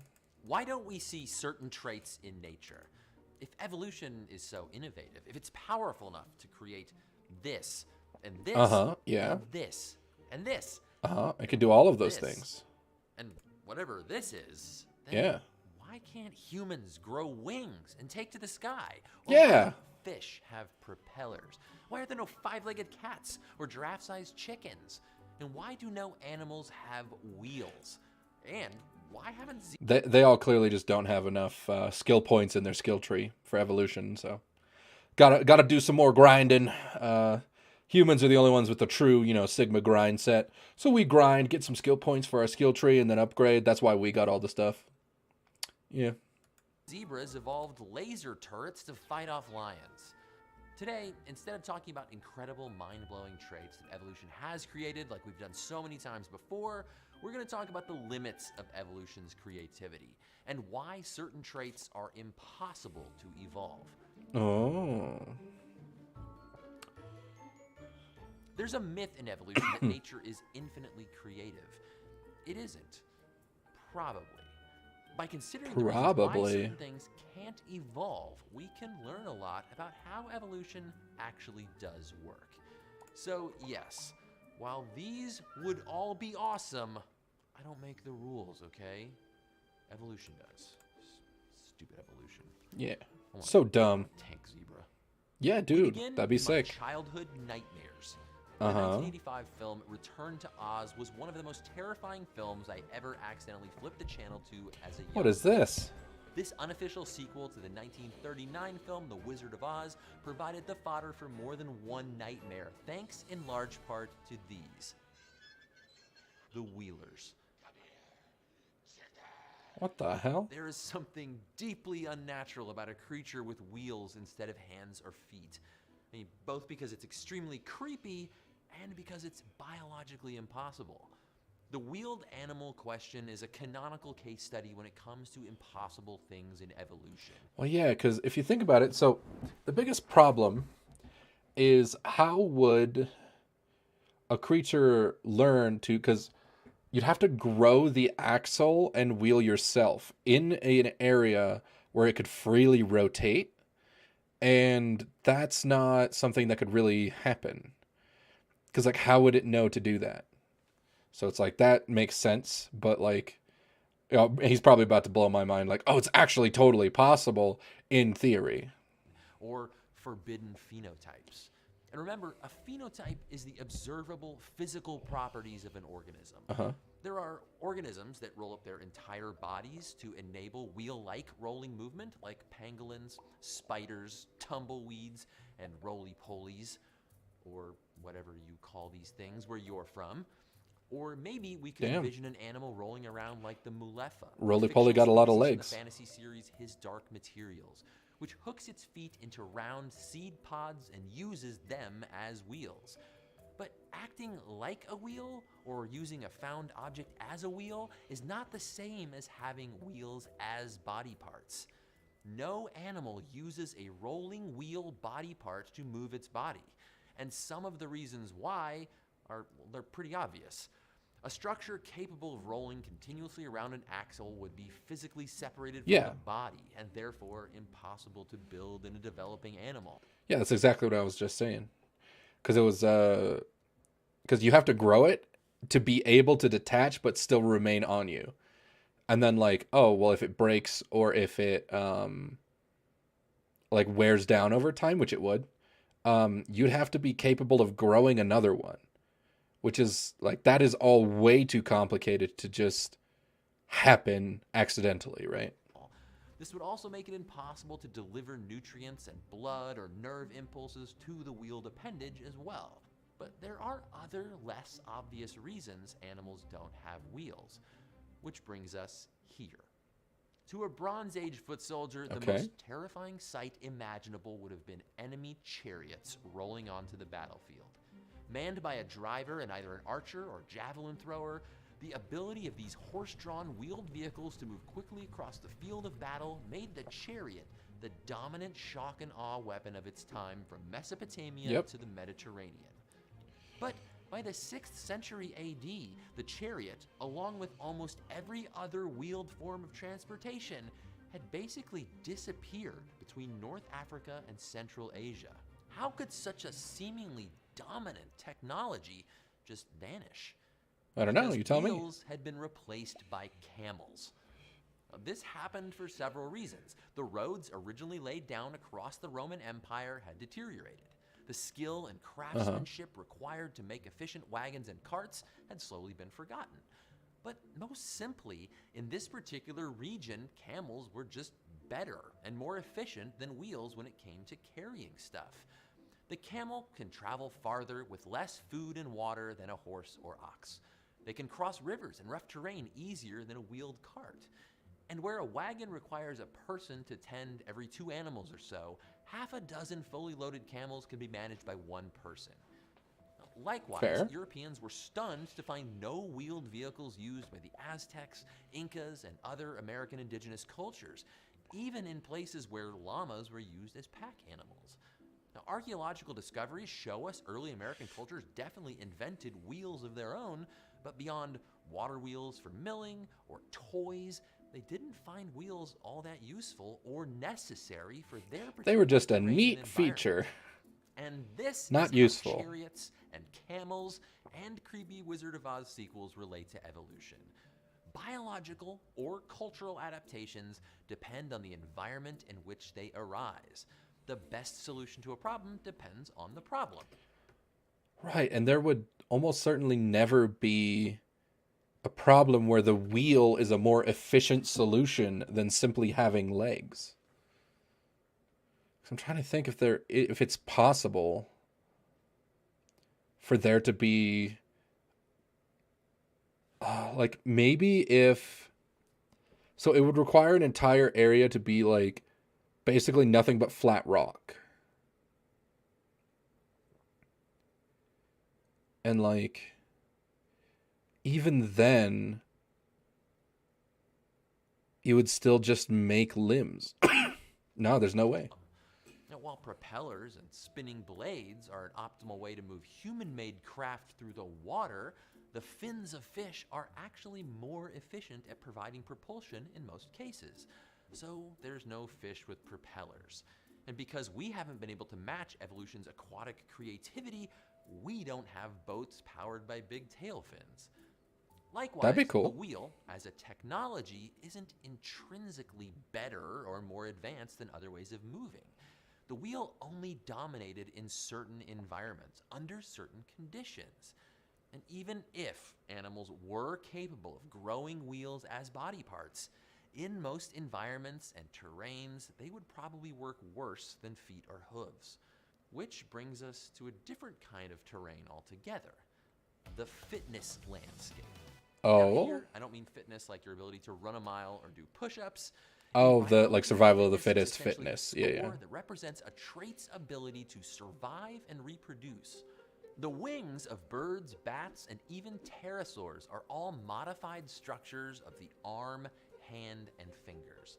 They're an example of convergent evolution, where organisms that aren't that closely related evolve similar features or phenotypes. Mhm. You have to go back pretty far to find the common ancestor between these winged creatures, but the wings of birds, bats, and pterosaurs are all descended from an arm that is built essentially the same as yours or mine. Yeah, okay. 1 bone up here, 2 bones here, lots of little bones here, and long bones here.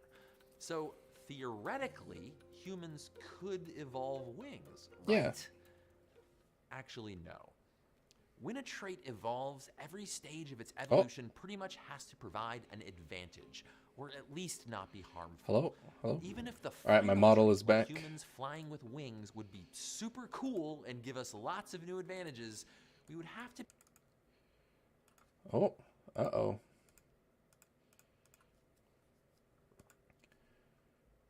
We're having problems.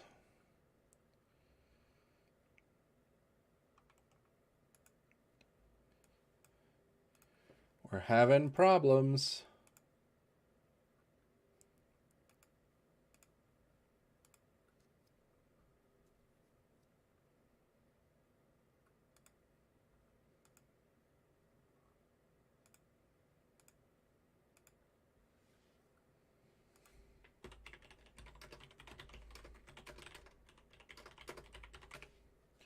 What seems to be the issue? My stream is down.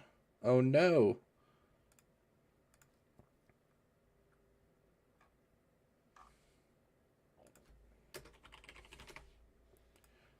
Let's see. We have been temporarily blocked. Okay. Now what?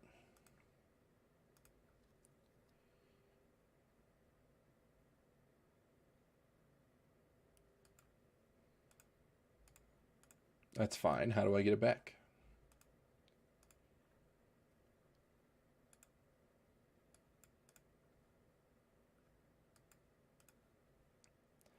Streaming again.